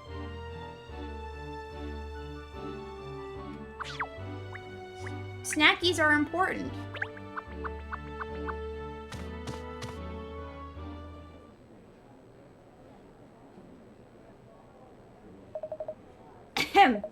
Ladies and gentlemen, welcome to this premiere screening of my latest work, A Naval Advance, No Sub for Love. Story begins with a young couple who meet in a ramshackle old cinema out in the sticks. The man wants to become a film director, which the girl nurses her dream of being an actress as she waits tables at a local cafe. A turn of events sees the pair on a luxury ship together. They fall even more in love as time goes on. But then, something terrible happens. Why are you spoiling the entirety of your film? Like, my guy, it sounds like you're spoiling literally the first 2 acts of your film.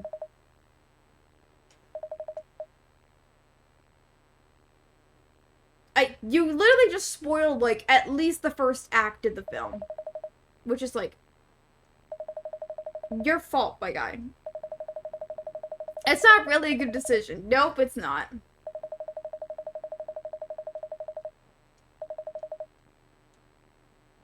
Oh, tribute to the wife.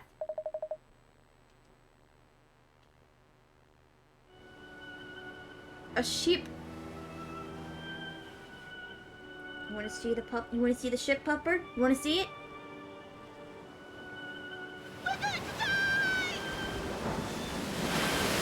Literally, at this seat's like, bro.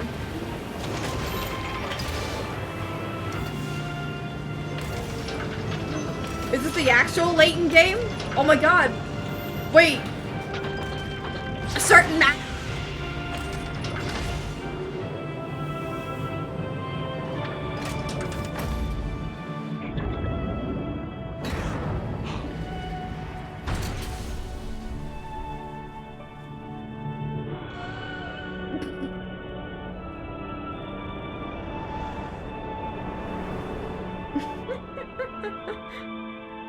Oh my goodness. Better get in that thing before you drown, my guy.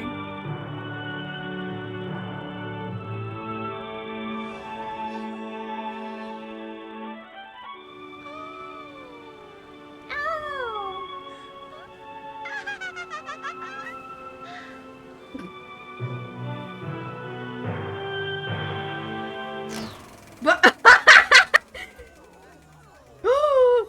the drama! The drama! What's going on? What happened to my film? Why did it go there? No, this isn't right.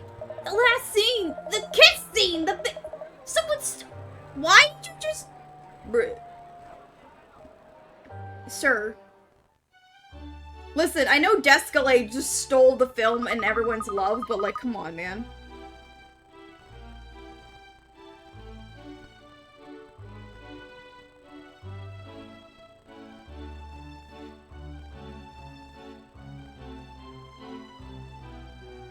Damn, Descalade came in, ruined the film, and it's like, goodbye! You used my mechanics without my permission. Yep, that's the last of them. We had to cancel the screening because, so I sent everyone home. You're a friend of Miss Layton's now, aren't you? Well, I'm not sure if friend is the right word, but yes, I'm Emiliana Perfetti. I'm a case analyst and profiler at Scotland Yard. This theft of the climactic scene of the film is a very serious offense. If you don't mind, I'd like to ask you a few questions about it. Yes,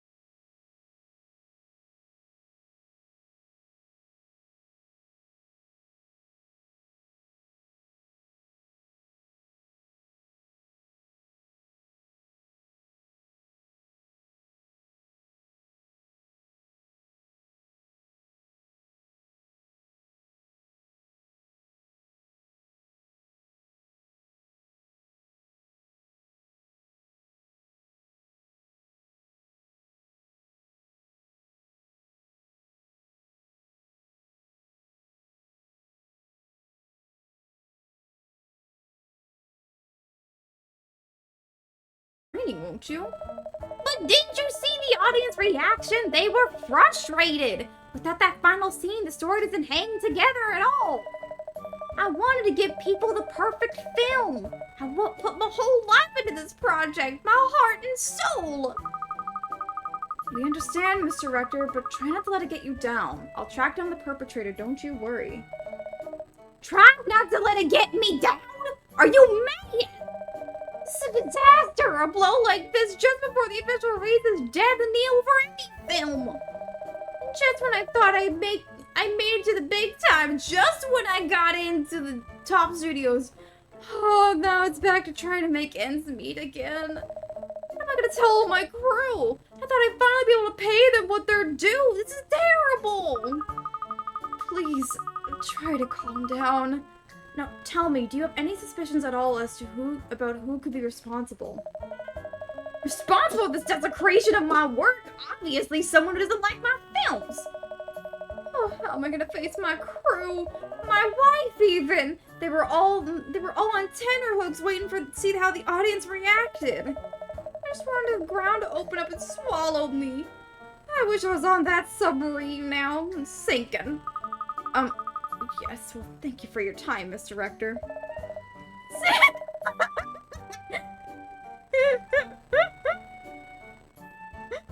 Okay. I gotta be honest, that was like some of the perfect animation I've seen in this game. It's just him fading as he falls to the ground. That's beautiful. Oh dear, he's really taking this badly, isn't he? Yes, ridiculously so. I'll give up. I'll try talking to him again once he's calmed down. Can't blame the guy for being upset. This movie was a big deal to him. And he's not the only one who's troubled by what's happened either. I'm kind of sour myself. Well, yes, I imagine you would be. It's going to affect sales for you after all. I like the way you think, Missy, but it's not just that. I'm a big fan of Rector's work, you see. I was looking forward for the whole world to finally see what a great director he really is. And now that this happened, all that talent could go to waste if we're not careful. So you two ladies better get a move on and figure out what happened to that stolen scene. If it'll help, I'll give you access to anywhere in the theater. In fact, I'll just tell security to give you free reign. Oh my god, this guy is fantastic. There's a projection box around the back. Naturally, that's out of bounds, but I don't mind you going in there to investigate if you need. The projection box? Yes, thank you, Mr. Barnum. What are we waiting for? Let's hightail over to the projection box then. Yes, I agree. We should start investigating the film reel. Huh. Is something wrong, Emiliana? I've come to expect irrational behavior from you, Katrielle, but really, talking to your dog. Yes, it's wonderfully therapeutic. You should really try it sometime. Anyway, are you coming with us to the projection box? No, I'll be carrying out investigations elsewhere first. Amateurs tend to put me off, and I might miss something crucial. Every criminal, no matter how careful, leaves a trail of telltale signs following a crime. Only a skilled profiler like myself can read them, of course. Which is why I will solve this case long before you do and prove the superiority of my methods. Okay. Cool, ma'am. I really wasn't mocking you. I'm looking forward to it. Until then, Katrielle, just try not to disturb the scene too much, would you?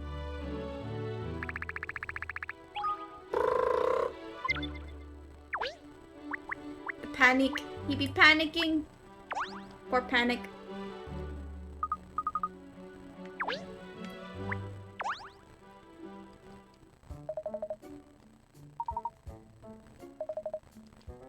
Poor guy.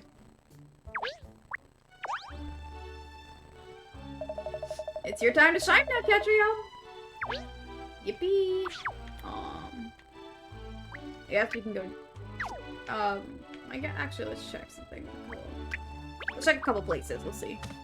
We didn't get anything in here, so this place is really fancy. I expected it to be buzzing. It would be usually, but everyone was sent home because of what happened before. That's sad.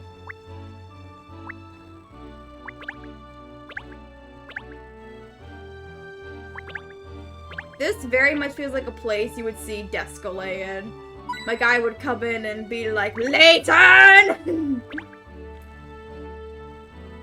Coming with his goddamn cape, his swab ass. Being like, I'm the star of the show, Layton. Man, I miss Descalay. Oh boy. We need someone like Descalay right now. Gives us some pizzazz. I just went over this. What are you talking about? Damn, that was precise. I miss Descalay, man. I want my boy back.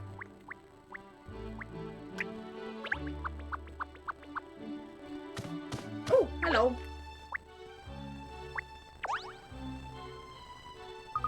Oh, hello, Katrielle. What a terrible thing to have happened. Can't believe someone would steal the end of the film. I'm afraid I do have to ask, Pipper. This is another one of your ruses, is it? No. So why are you still here at the theater? The culprit often returns to the scene of crime, you know. No, I felt it my duty as mayor to see if there's anything I could do to help smooth things over with all the hullabaloo before. But we already know you do enjoy a good hullabaloo, don't we? Like the hullabaloo of a festival, for example. No. I kind of like that she's able to tease her. It's cute. Oh, you're still here, aren't you? May I ask what you're still doing here, madam? Aren't you going home now that the screening has been cancelled? Goodness me, no! Not before I finish my popcorn, at least. That rich, buttery aroma and that deep, invasive scent of durian that wafts from deep inside the tub. I've sampled dishes all over the world, but even I find myself taken aback by this culinary masterstroke. A deep, invasive scent? Oh, really? I knew it would be amazing. I have to try it. Aw, they found a way to bond. That's cute.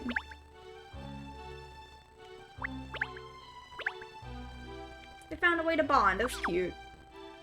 Talking about durian. Miss, I have a necklace of circles and not spheres.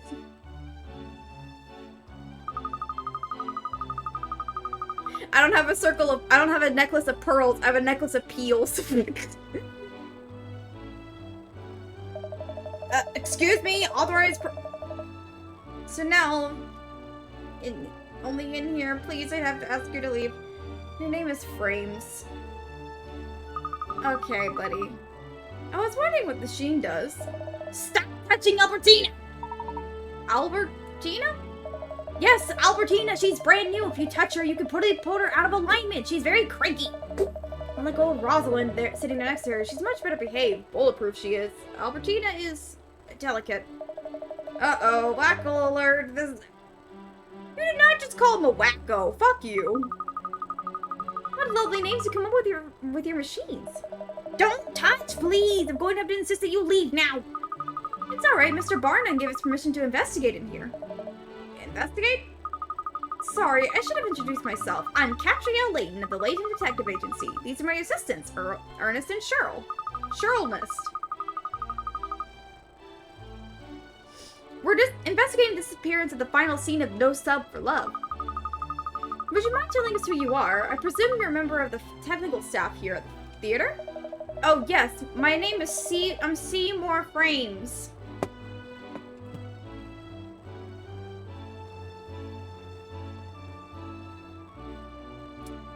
I'm the Savoy's projectionist. And what do you do? A projectionist is responsible for setting up the film and controlling the equipment during screenings.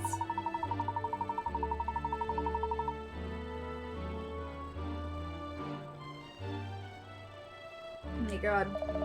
Don't make light of it! Being a projectionist carries huge responsibility and demands incredible attention to detail. I have to keep a constant eye on the running of the film, to fine-tune all the machines, make sure the projection is exactly the correct position at all times. So for any downtime in my job, I have to spot all the monitor cues and make sure I'm ready for real changeovers as well. Probably it sounds awfully complicated. It is. I wouldn't have any other job. I'm happy in here, surrounded by my machines, but everyone says it's a doodle, and it's not. Sounds like he's more interested in the machines than the films they're showing. Hey, let him be technical. It's great. Mr. Frames and a few more questions. Anyway, I'm touching your machine.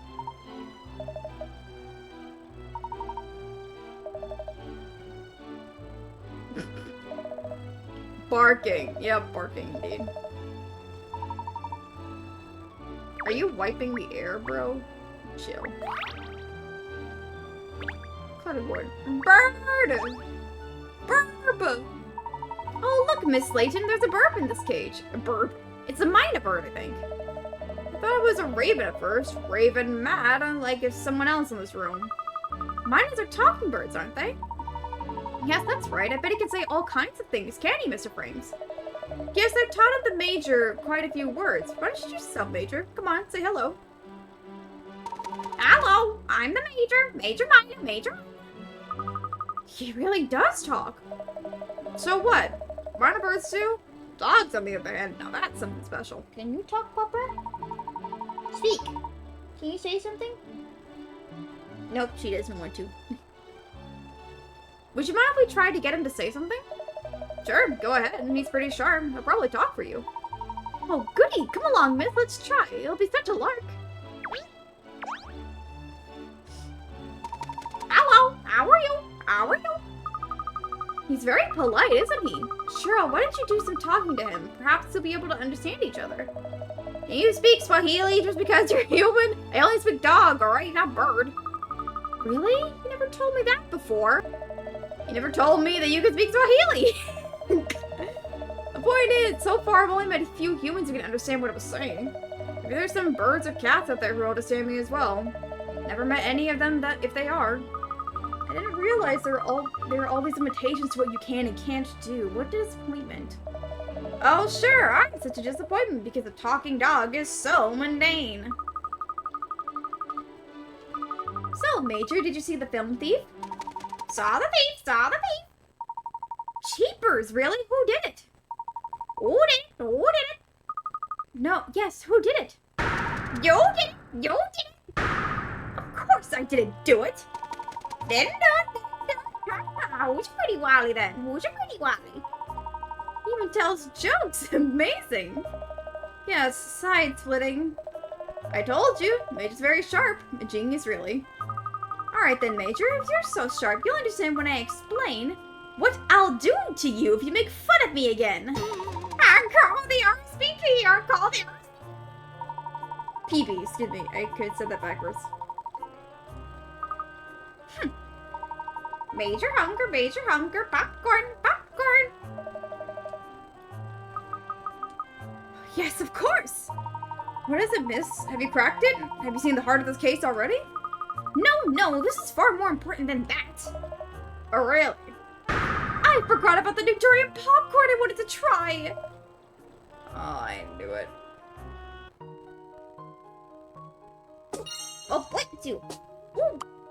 Dang, you shocked me! You spooked me, Pupper. Mine a bird. Mine a bird. Mine a bird. Mine a bird.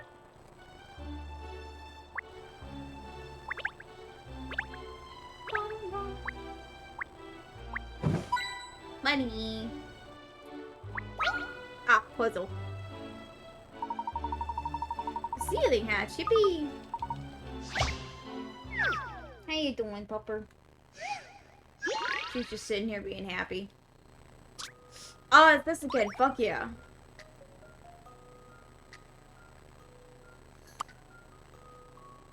Oh, I see. Okay.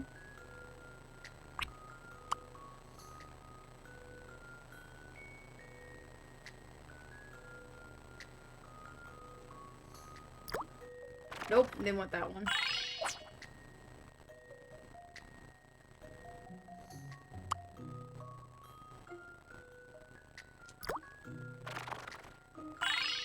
Get these guys out of the way.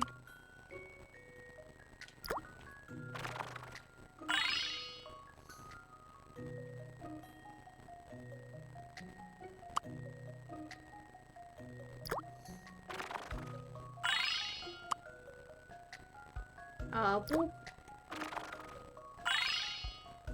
And then, boop. Easy peasy, not too bad. This should do it, I think. And that's how it's done. Yippee! Not too bad. money. We need more money so I can hoard my gold. Hoard my gold. I wanna be money free.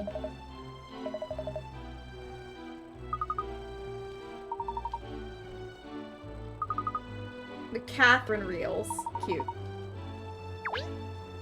Cute. Anyway. Puzzle, please. Excuse me, Mr. Frank, but could you tell us what you were doing before the screening today? If you're expecting me to talk to you, you can help me solve this puzzle first. Wow, damn, okay. Wow. Oh, a little girl's favorite toy has been broken. You found all the pieces, various chips and wires, but you need to work where on the circuit board they go in order to fix the toy. Ooh, I see. Oh, I see. You gotta do some maneuvering. Gotcha, gotcha.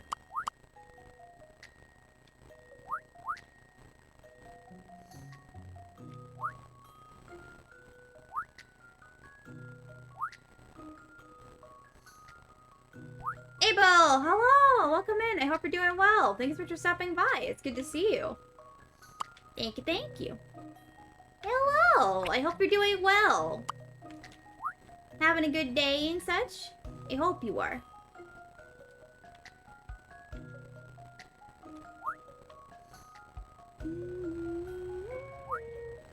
Yeah, that's good. It's really good. I hope it keeps being a good day for you. Where the fuck do I put this guy? It's like the most awkward right now. Mean chocolates right now? Hell yeah, we love having the chocolates. It's really good.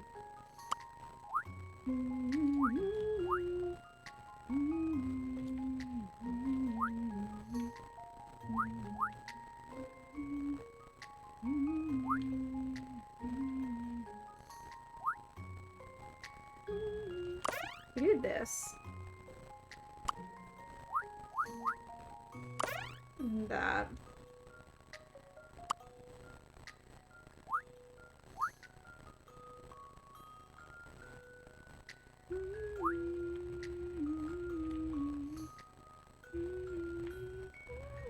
It's hard to figure out where this guy goes. It's kind of a pain.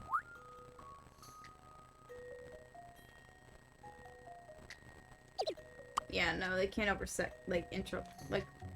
overlap with each other. That was the word I was thinking of.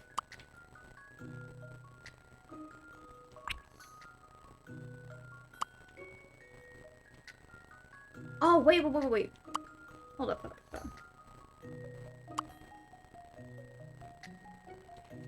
Shoot. Doesn't look like that either.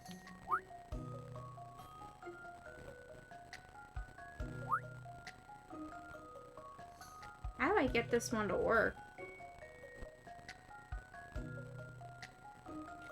Oh, wait. So if I did this... Okay, I didn't read it fully in that manner. That makes sense. Do that.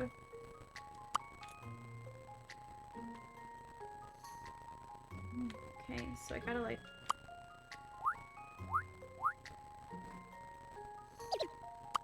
Oh, chips can't even be next to each other. Crapola.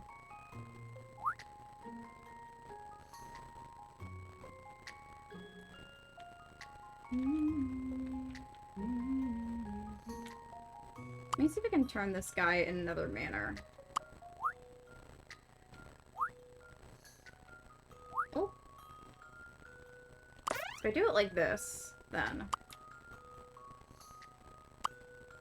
Not you. Come here. This guy. Yes.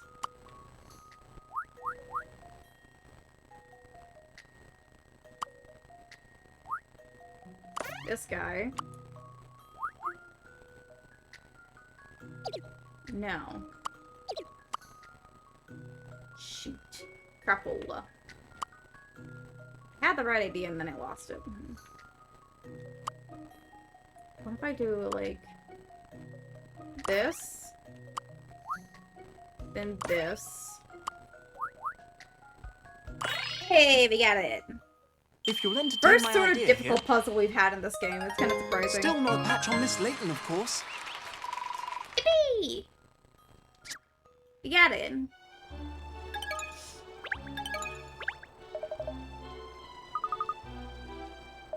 Fine, alright then. I was here, of course, making sure that my machines were all in tip-top working order. So you were the one who actually ran the film? Yeah, I was pretty shocked when the last reel suddenly skipped a scene. And would you have any idea who might have stolen the kiss scene? No, not really. I mean, I really don't care. It's only a film, for goodness sake. Yes, about that, Mr. Frames, even though you work in a cinema, you give the impression that you don't really like films, is that right? Obviously, it's the machines I love. Give me Albertina and Rosalind here over a stupid film any day. Reminds me, I've got to get Belinda cleaned up. You can't let the spare equipment get dirty just because you're not using it. This chap certainly does love his machines.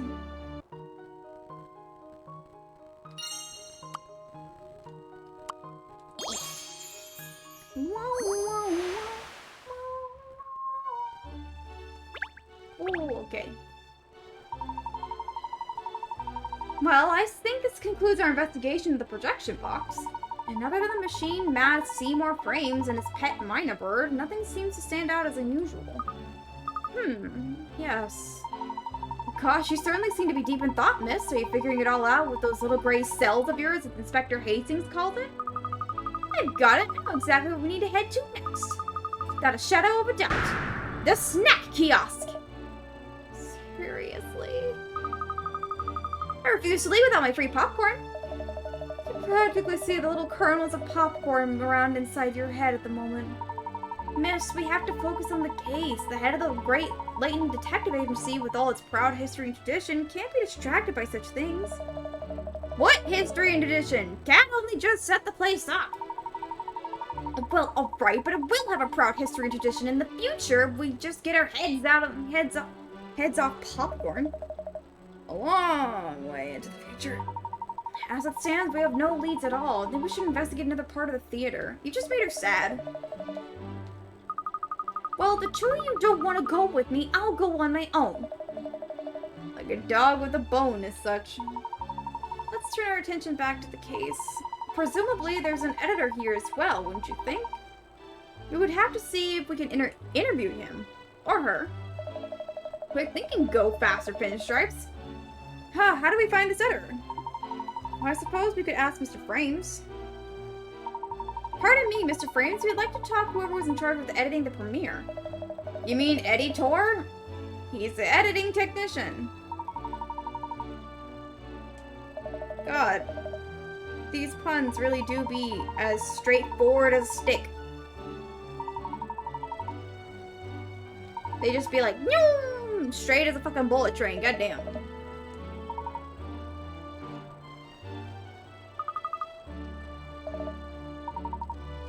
It'd be quicker in the long when just go to the snack kiosk and get it out of the way. You give her what she wants. She wins overall. There are still 1 or 2 people about, even though most have left. Never mind that, it's popcorn time! I just need to get the coupon Ernest has past the member of the staff at the kiosk, and the durian delight will be mine. Obsessed. You are obsessed, woman. Can we get popcorn now? Because we want her to have her popcorn. Hi, yes, what can I do for you? Aren't you the chap who showed us into the theater before? Ah, yes. Ah, I see the pun now, because it's stupid. All the other staff members were individually assigned to take care of the VIP guests. So, yes, we're a little short on hands for the usual running of the theater. Yes, I'm doing everything by myself. Alright, Popper, I think you need to get down. I think you need to get some water. Here you go. There you go. You were a good girl. Thank you for being my assistant today. You are my real-life Cheryl O.C. Combs. Thank you, Popper. Ah, yes. I can't be in enough places at once. Gosh, you sound awfully overworked.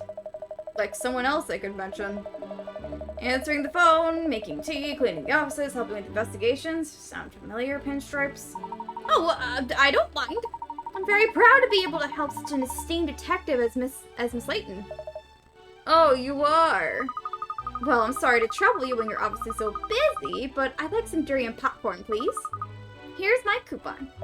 Yes, of course, I'd be delighted to serve you. Except I'm terribly sorry, but I can't. Yes, I'm afraid the daily special popcorn is all sold out. Yes. I knew I should have come earlier. It's always going to go as quickly. Such a knockout flavor.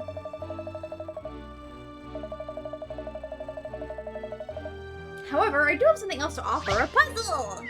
Puzzle. 6 of 1.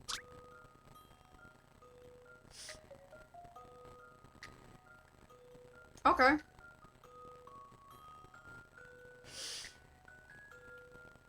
Three panels are expressing the number 6. Change the order or the orientation to make 6 another way that's not 1 plus 5 or 5 plus 1. Well, bless you.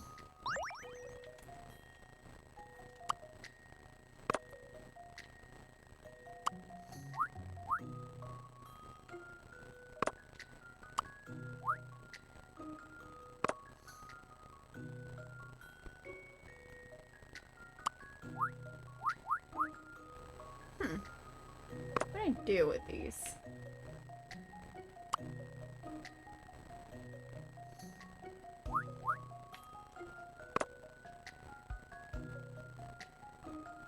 Ooh, this is actually interesting. Hold up. Let me think about this. What would be the thing? Huh.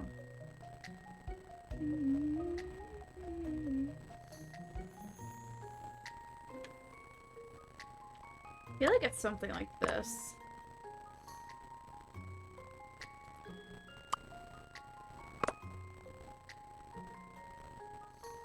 Make 6. Oh, I see it. This puzzle's got some bite. I literally did it by accident. I was like, wait. I saw it. Damn, that's so. I can see that being a real head turner if you don't know what the fuck you're doing.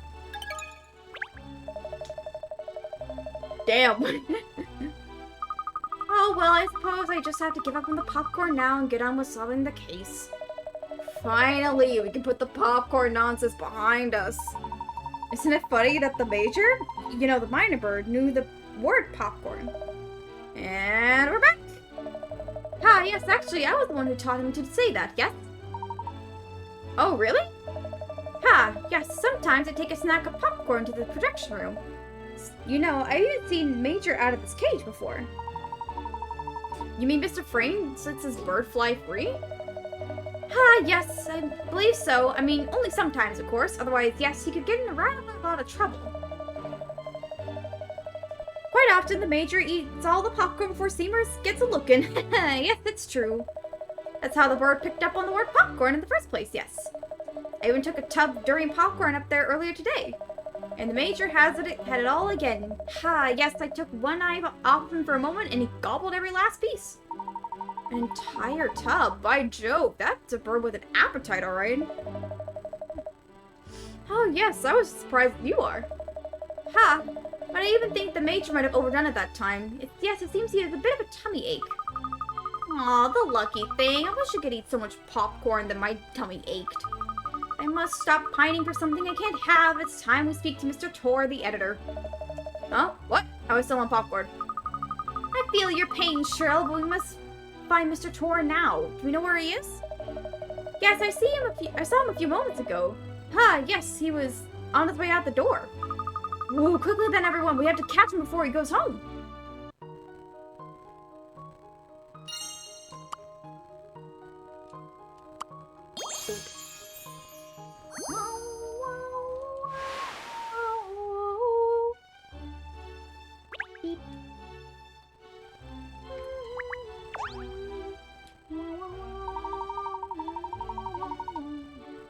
Coriander flavor? Coriander? God, next thing you'll say is poultry seasoning. God damn.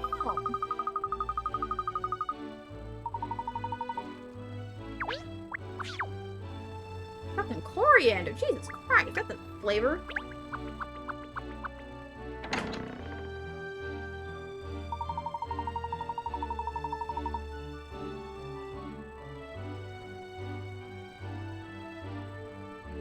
Hold up.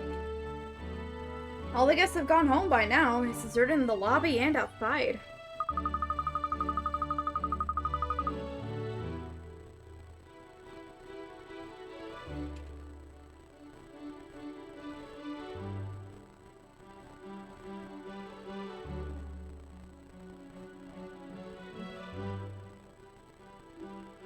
Hold up, let me check something. I just got something, hold up. My bad.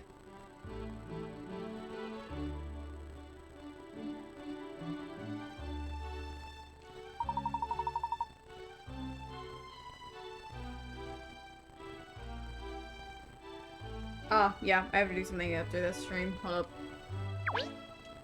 Oh, hell. Oh. Damn, Popeye, how you doing, bud?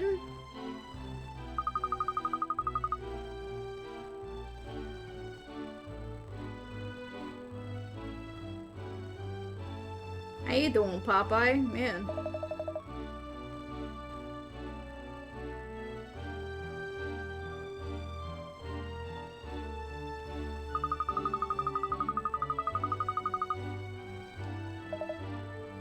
Oh. Hello. How you doing, good sir? I'm surprised a kid your age hasn't even heard of me. Well, let's see what else you know. I bet you haven't heard this Rector film, have you? Well, just bring me something. I'm just trying to get some shit done, man.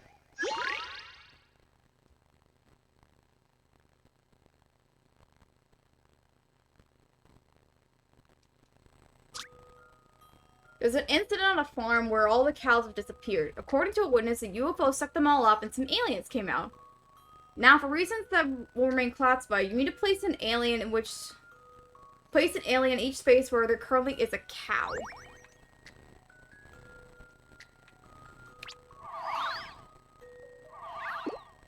Oh.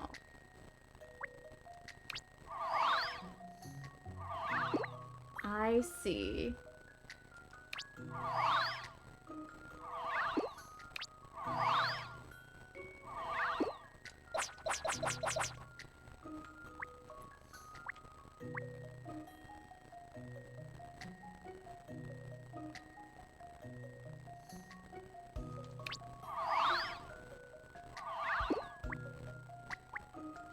Oh, I see.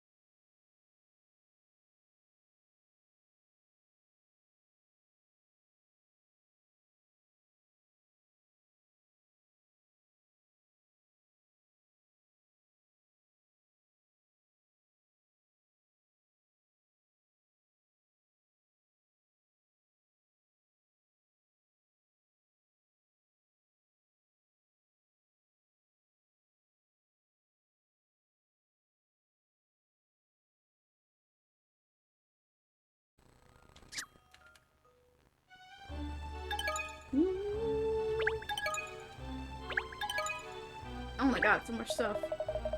How did you find it? How'd you find it? Not a bad action thriller, right? Oh, I'll say UFOs and aliens always make for a jolly good tale. I know what film this is. It's rarely seen. Signs, close equations of the third kind. Funny, cute. Well, alright, no, I'm impressed. Rectors was still a newcomer, so the film had a cast of total unknowns, and it quickly disappeared from the big screen. And the production company went bankrupt as well, so it's never been re-shown. It's one of the most talked about films among Rector fans. Spot on! You really know your stuff, kid. Alright, fire away. What do you want to ask me? Thank you, Mr. Tor. First of all, can you confirm that you were in the screening earlier? Yeah, I was there. Wanted to see everyone's reaction to our latest film, to be honest, but then that happened. It was unbelievable. You know, I worked closer with Mr. Rabbit for a very long time now. I've never experienced something like this before. It's my job to cut Maverick's films and my job alone. Can I ask where you were immediately before the screening today, Mr. Tor? I was with Maverick. We were checking over the film together. Needless to say, there was nothing wrong then, other than us arguing again. Arguing? What about? Well, you probably don't know, but Maverick's films used to be a lot more fringe, a lot more edgy. It's that kind of work that attracted me to Maverick's direction in the first place, and I've stuck with him ever since. But in recent years, he's gone for the more popular mode. He's been shooting the kind of overly sentimental dross the public seems to lap up. And that final kiss scene at the end of the film was... well, it never sat right with me from the start. But Maverick wouldn't listen to me, would he? Not when we were shooting, or when we were editing. And we were checking over the film earlier, I finally said it. I told him that scene wasn't true to his style, that he sold out. So the two of you quarreled. Yeah, but that's just on par for the course. Directors and editors always argue, always have, always will. Making films sound like a tricky business. Oh, you have no idea. Oh, you sweet summer child, you have no idea. Let's make one thing clear. Just because we argued doesn't mean I do something like that and disappoint all those people. I see. Well, thank you, Mr. Tor. No problem. You can catch whoever did this, alright? I want to know who was responsible. Well, I think we've spoken to everyone now. Unsurprisingly, no one stands as being the guilty party at this stage. Maybe it wasn't an inside job. Perhaps we should start thinking along different lines? No, I don't think so. I'm just not sure exactly where the scene was cut from the film, but one thing fairly seems certain. It wouldn't have been easy for an outsider to gain access to the film reels in the time in the window we were looking at. Not to mention that only randomly selected guests and VIPs were allowed entry into the theater at all today. Everyone was carefully checked at the door, weren't they? It certainly wouldn't have been easy for anyone to slip in. And both Rector and Tor said there was nothing wrong with the film when they checked it just before the screening. So even if someone had managed to slip into the theater unnoticed, they wouldn't have been able to get to the film reels between then and the start of the screening. My thoughts exactly, Ernest. If the kiss scene was indeed stolen, it may have been by a member of the staff or the production team. I think you're right. Well, let's not forget there's someone else we haven't managed to speak to properly yet. That's true. Let's find Mr. Rector and see if we can get some questions from him.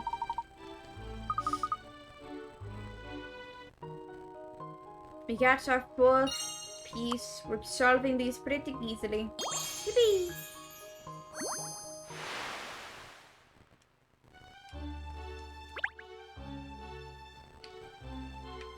Thank you, Mr. Tor. You were a delight. Mr. Popeye. Thank you for the hunk. No director. But there's Emiliana. Look! Perhaps she'll know where we can find him. Let's go and ask her, and we can find out how her profiling is going at the same time. Ah, there she is. Madam! Oh, still here, pretending to do real detective work? If I were that good at pretending, I could pretend, to like you. Jesus! God damn! Don't be so catty. No doubt you've hit a brick wall, so you've kind of seen if you can glean anything from me. Not at all. I just was curious to know how your profiling was going. Oh, very well. I'll tell you. Perhaps hearing some genuine deduction will make you realize how unsophisticated your own efforts are. A taste of cutting-edge profiling work could do wonders for your future investigations. Oh, well, we can dream, can't we? You know, this lady always makes me want to scratch. Be quiet, Hound. Don't interrupt me with your meaningless yapping. Yes, bow wow, as in bow wow, you're annoying. So having spoken to everyone included, I've built up a detailed profile of the case. The only person who was unhappy with the final kiss scene was the editor, Eddie Tor, so in other words, he's the only one with a motive. He has complained to the director that the stolen scene was inappropriate for the film. However, Tor has an alibi. On the other hand, Seymour Frames, alone at the projection office, had the opportunity to commit the crime, but there's no clear motive. Frames is crazy about his machines, but has little to no interest in the films he's showing, using them. Therefore, he has no reason to commit the crime. The logical conclusion is that all this is that the real culprit is someone else, someone we have yet to investigate. But who could that be? The only other person with access to the film who has not been investigated thoroughly now is director Maverick D. Rector. Rector? But why? Rector is a renowned perfectionist. His attention to detail is well known, how meticulous he is at such minutiae, such as the shape of the clouds or the sound of waves. And it would appear that the final kiss scene in this latest film had been troubling him for some time. The perfectionist in him couldn't decide whether the scene was up to scratch, and if it was worthy of his inclusion in his magnum opus. He agonized right up until the premiere screening today, when he finally made up his mind. The scene had to go. With no time to lose, he cut the scene from the reel and either hid it or disposed of it, all for the sake of the perfect film. That is the outcome of my analysis of all the available evidence. Very interesting. It's certainly a plausible theory, Emiliana. I wasn't expecting you to accept it so graciously. But something about that doesn't sit right with me. What, do you have a problem with my profiling? It's not exactly a problem, no, it's just something I can't quite put my finger on. Miss Layton, deductions go beyond logic and reason.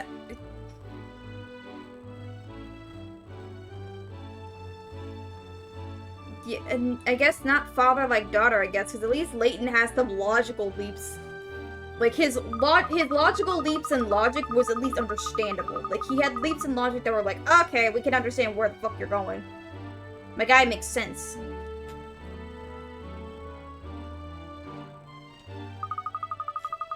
Well, anyway, I think we should have another chat with Mr. Rector. He was too upset before to give us any useful information. Well, that is certainly true, and the more information we can gather, the better. And talk of the devil, that's him over there, isn't it? Oh, yes, and he's with Mr. Tor, it seems. Oh, it looks like something is going on between the two of them.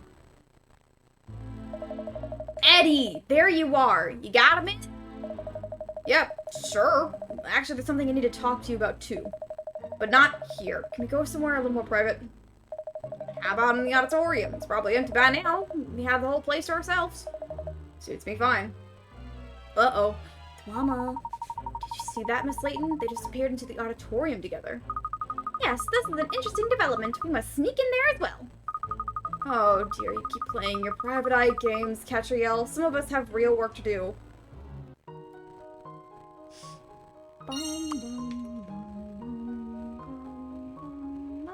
There you go. Perfectionist. Perfectione.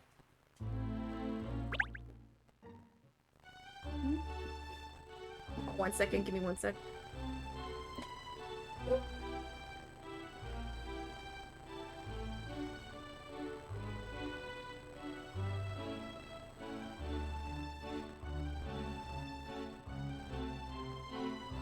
Forgot my door was open. Oops, lazy.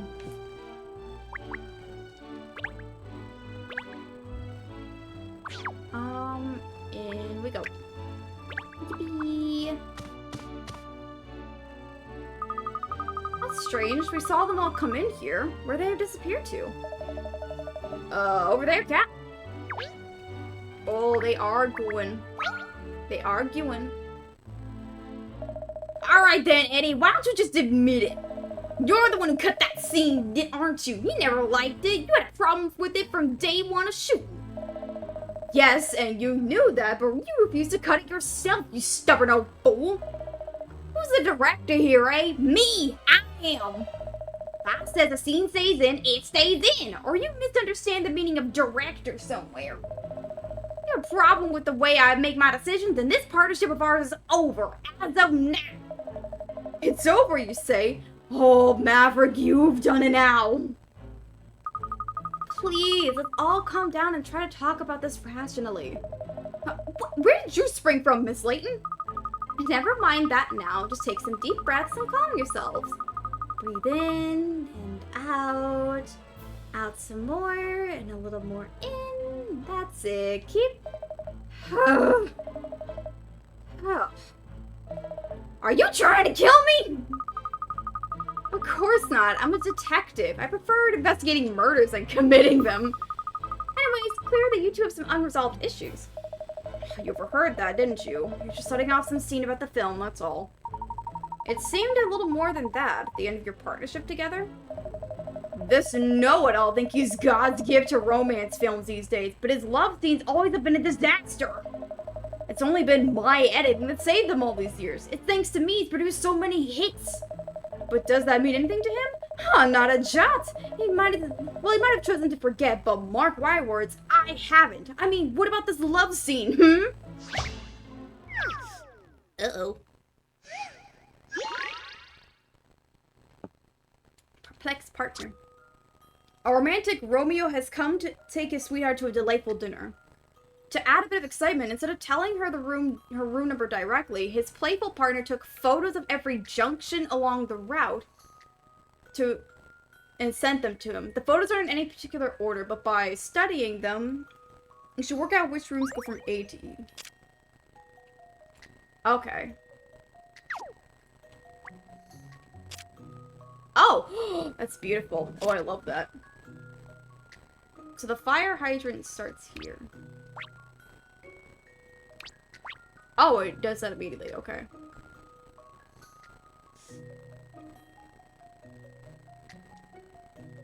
Okay. So we know from here, we know from this picture, from like the bottom right one, they have to make a right. So he starts here.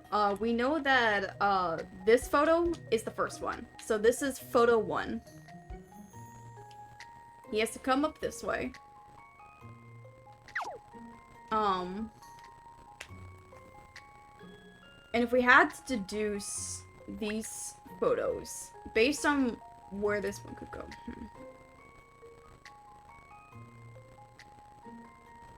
He has to reach an intersection where it's wall on this side, but not on any other. Basically, it has to be like one of these. So most likely, I had to make an educated guess. He goes something like this. Nope. Back. He goes like this. He gets up to here. And then he makes this turn, which he gets to the first photo on the top left. And then, because let's say he does go in this. He gets to the fire hydrant, and then I think he gets to this frame. This picture. Which he could only go right or left. If he goes, like, either direction works. So let's say he goes left. He then has to have, these two photos, which neither, like, this photo doesn't work. But if he turns here...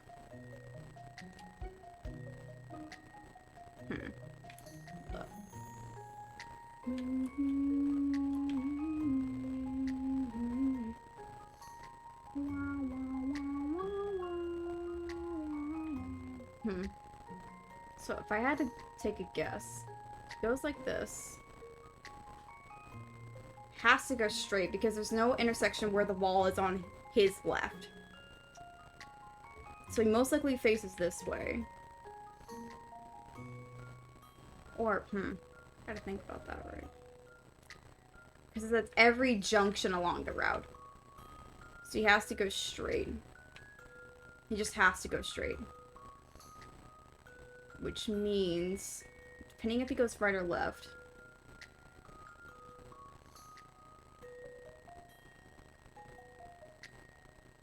If he goes right, then he gets to the first top corner. But he doesn't get to this junction.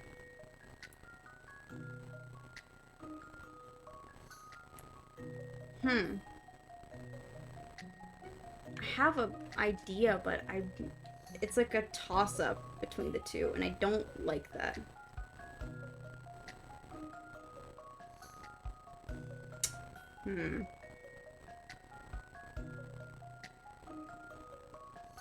My best answer, actually, wait a minute. Wait, no, it's this one. Oh, no, because he gets up here. He gets to this one, he turns right, it's this corner, and then he sees this photo next, and then he sees this photo last. Because, even though it doesn't show it, this is most likely the direction to the door, so it's this room. That one. This should do it, I think. Puzzles are made for solving. There we go. Yeah!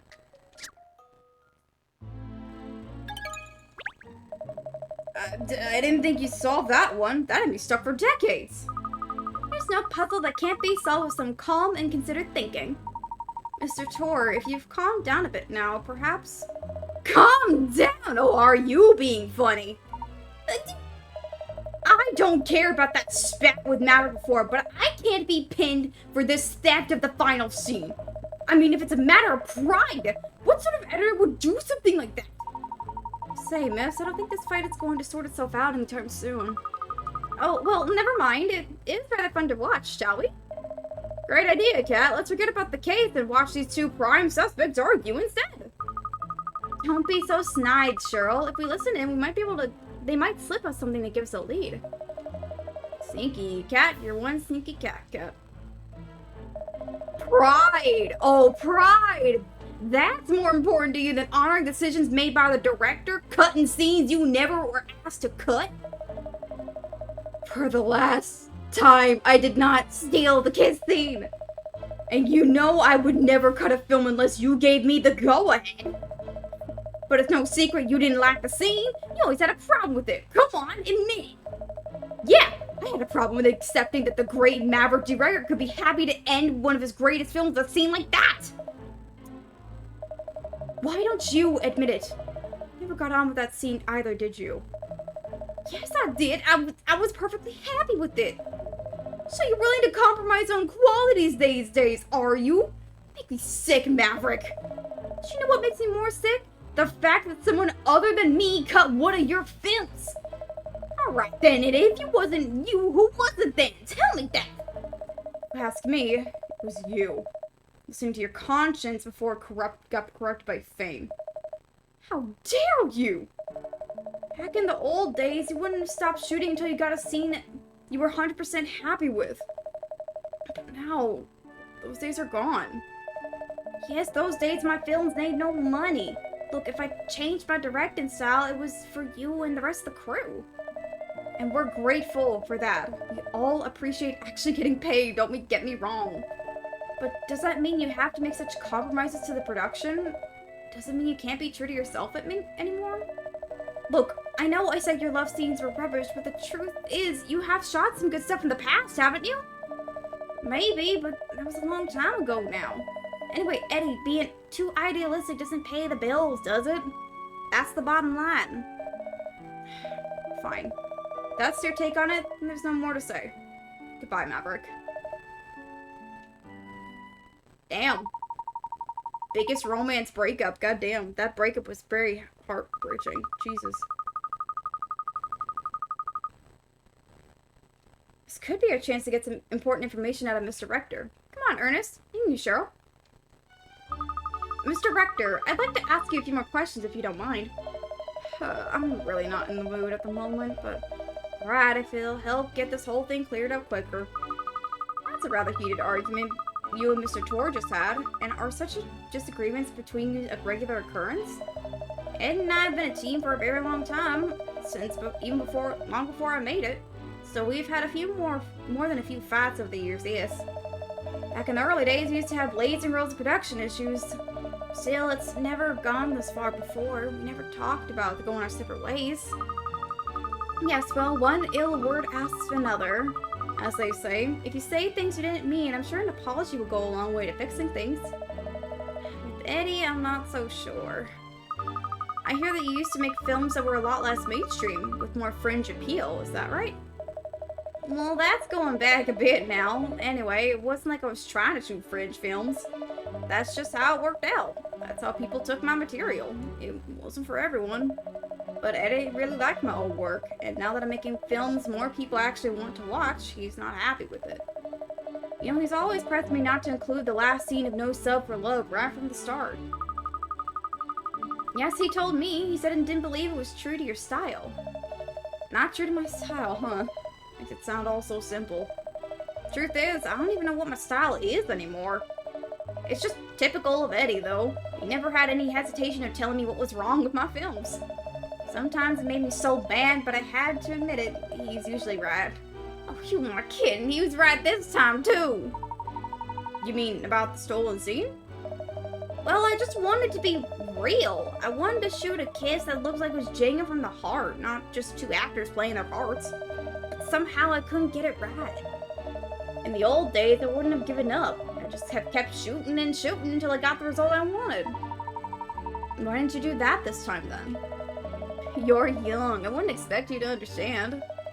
The fact is, as you get older, you use the drive you had in your youth. No, you're quite right. That's something I can't relate to. It sounds rather sad, to be honest. So you're telling us that Mr. Tor couldn't accept the scene you shot? That he cut it from the film without your permission? Yes, that's his job after all. Cutting film. And he's really good at it. I can't really say I blame him. This is my fault. This might just be a strange request after everything that's happened, Miss Layton, but could you try to keep this quiet? Eddie did it for my benefit at the end of the day. I'm afraid that won't be possible. What? But if it comes out, Eddie's career is over. Is it really worth destroying the man just for some sense of obligation to hold up justice? That's not the reason at all. It's because Mr. Tor didn't do it. You see, the fact is, you are his alibi, Mr. Director. Exactly. You and Tor were together at all times until the start of the screening, weren't you? And when you checked over the film reels together, you've had no problems. And if Mr. Tor was never out of your sight after that time, then however much he disagreed with the inclusion of the scene, he had no opportunity to cut it. Well, I suppose that's true, so someone else stole it then. Well, that's wonderful. Miss Slayton? Oh, sorry. Oh, good. It looks like I have all the evidence I need now. Oh god, what leaping logic we're gonna have today.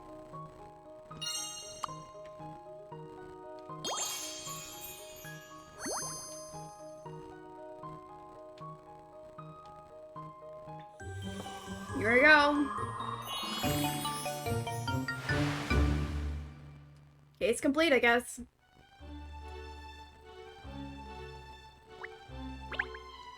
Sure, we'll solve it. Then we can end stream. Of course! Yes, it all makes sense now. Yeah, and I'm deaf. That goes right down my ear, Cad. Miss Layton, have you solved it? Yes, Ernest, I believe I have. Just as every film has a final scene, every case has a truth to glean. And now I've uncovered both. Oh, well, Miss Layton, brava! And with a spiffing burst, too. She came with that very quickly. Ernest, summon the suspects. Gladly, Miss Layton, gladly.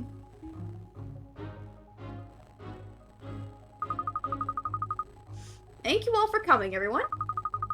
I finally ascertained the truth about the stolen kiss scene. Really? You have? Who did it? Come on, spill the beans. I want to know who did this to me. And why? And how? And how? That's how I want to know. When was it cut out of the film? Tell us, Miss Detective. Put us all out of misery, please. Momento, Katrielle. Why would you ask so many people here? It's clearly obvious that most of them couldn't be as involved. Oh, it's much more fun this way. The more people, the more tension. I agree with Miss Layton. She's a born performer, that woman. Oh, this is so exciting. I couldn't miss a show like this. I mean, as mayor, I have a vested interest in the truth. As the head of the 7 dragons, I feel obliged to see this case through to its conclusion. Don't eat me! Don't eat me! Mine roll, mine roll! And I don't really care what happened to that scene. Can it just go? Come along, Miss Layton. We're dying to hear the truth about this case and who the culprit is. Let's not rush. This is a detective's moment of glory, after all. True, if this were a film, I'd rather have a good suspense track run in the background and really draw out the suspense. Exactly! Now let's get to the case. This was an extremely strange affair from the outset. A final scene stolen from the film on the day of its debut screening. So what could be the truth behind it? No doubt all of you have your own theories. Well, but I'm not exaggerating when I tell you that the truth will make the even most outlandish theory of yours seem tame. Because you see, the truth is always stranger than fiction. Okay, Kat, do you know who it is? Alright, you couldn't let me milk it, could you? If I had Wait to a minute. identify one culprit in this case, She changed outfits. it would be you over there.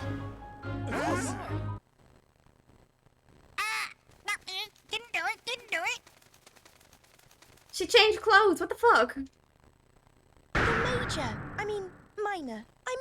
Major minor. When the reels were being switched during the screening, you did a major minor poo on the film. A poo? He pooped on it! And his poo hit the all-important kiss scene. Is that it? Oh, he's the southern one, excuse me. I know now. But surely a little bit of bird poo could easily be wiped off the film. Would everyone please stop saying poo? Indeed it could, Mayor Loanida. Which is where the second guilty party in this escapade comes in. Oh, hi, Frames. All the equipment here has just recently been upgraded. Mr. Frames cares for his projection machinery so deeply, he couldn't bear the thought of running a soiled film through it, even if the excrement had been wiped off. So he cut the infected scene out of the reel altogether. My guy, really? So it's his doing then? Yes, but with the Major resolutely denying everything, it's going to be hard to make it stick. Oh, poo. Bruh.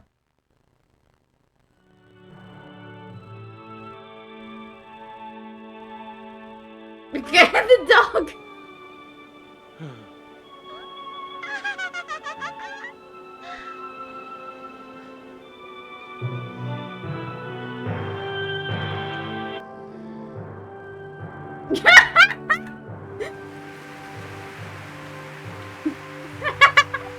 Cute, they reshot it with a different actor to fill it in. That's cute.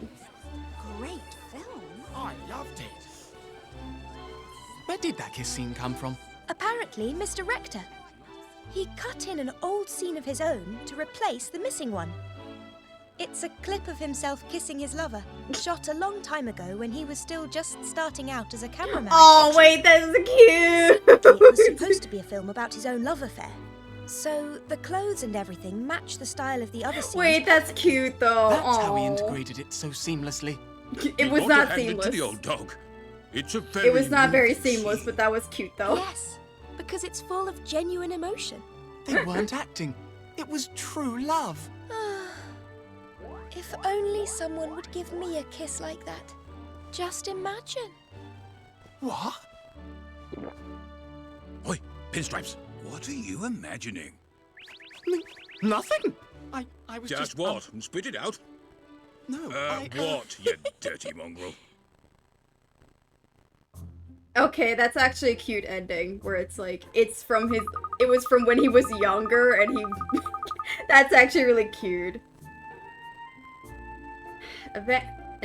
Naval Advance No Sub for Love was a hit at the box office with its passionate final kiss scene.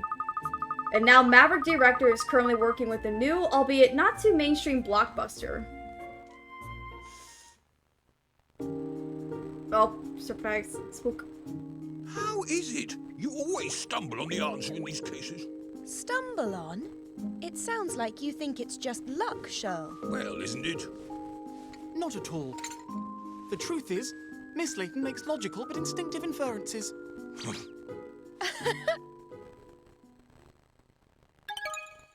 Well, I mean, I liked that. I think that was probably my favorite case so far, just because of the cute ending.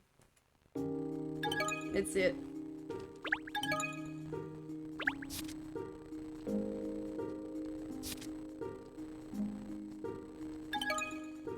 Oh, we just now can take on cases normally. Cool. Alright, well, I'm gonna end it here because I need to go eat food.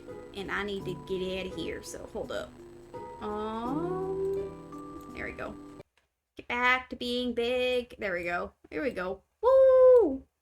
Well, that was a shenaniganeries. That was intriguing to go through. I will say, I liked that ending. I liked that. I think that was like my favorite case so far. I think that was my favorite case. Oh, hold up. I need to get this out of the way. Hold up. There we go. I'm gonna... There we go. Okay. Now I can, like, stop this. Oh, but that was a lot of fun. That was... I'm gonna be honest, the cases are very weird to me. Mostly because, I'm so used to regular Layton where, like, the logic is a little weird, but he puts everything together where it's like, oh, I can understand it, but, like, my brain was like, I mean, you can make that leap of logic, but I think the first case kind of soured me in the idea of, oh, right, these guys, one guy has plans for, like, torn up plans for a wafer that's shaped like hour clock. Therefore, it means that the wafer clock hand melted in the middle of the night, and it's like, what? What do you mean by that? It's like some leaps in logic feel a little bit stupid, but the logic itself is, like, actually kind of dumb. It's alright, though. Sometimes it happens. Anyway. Let's see who we shall raid today. Who will be visiting? There's a lot of people we could go for. We've got Ocean Ox, who's doing some more art stuff. I believe they're working on animations for their new working on art stuff for their animations, I believe. We've got Hanakyo, who's doing some just chatting. Almontes is doing some calligraphy. We got some bigger people doing some big yaps. Who knows? Do you guys have any suggestions on who we should raid? Oh boy, I really need to get some food.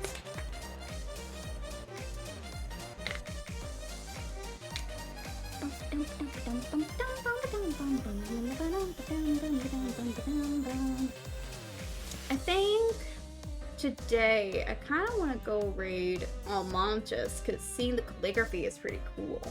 I think that'll be fun. I think it'll be fun. Yeah, we'll go raid Almontes. Let's go.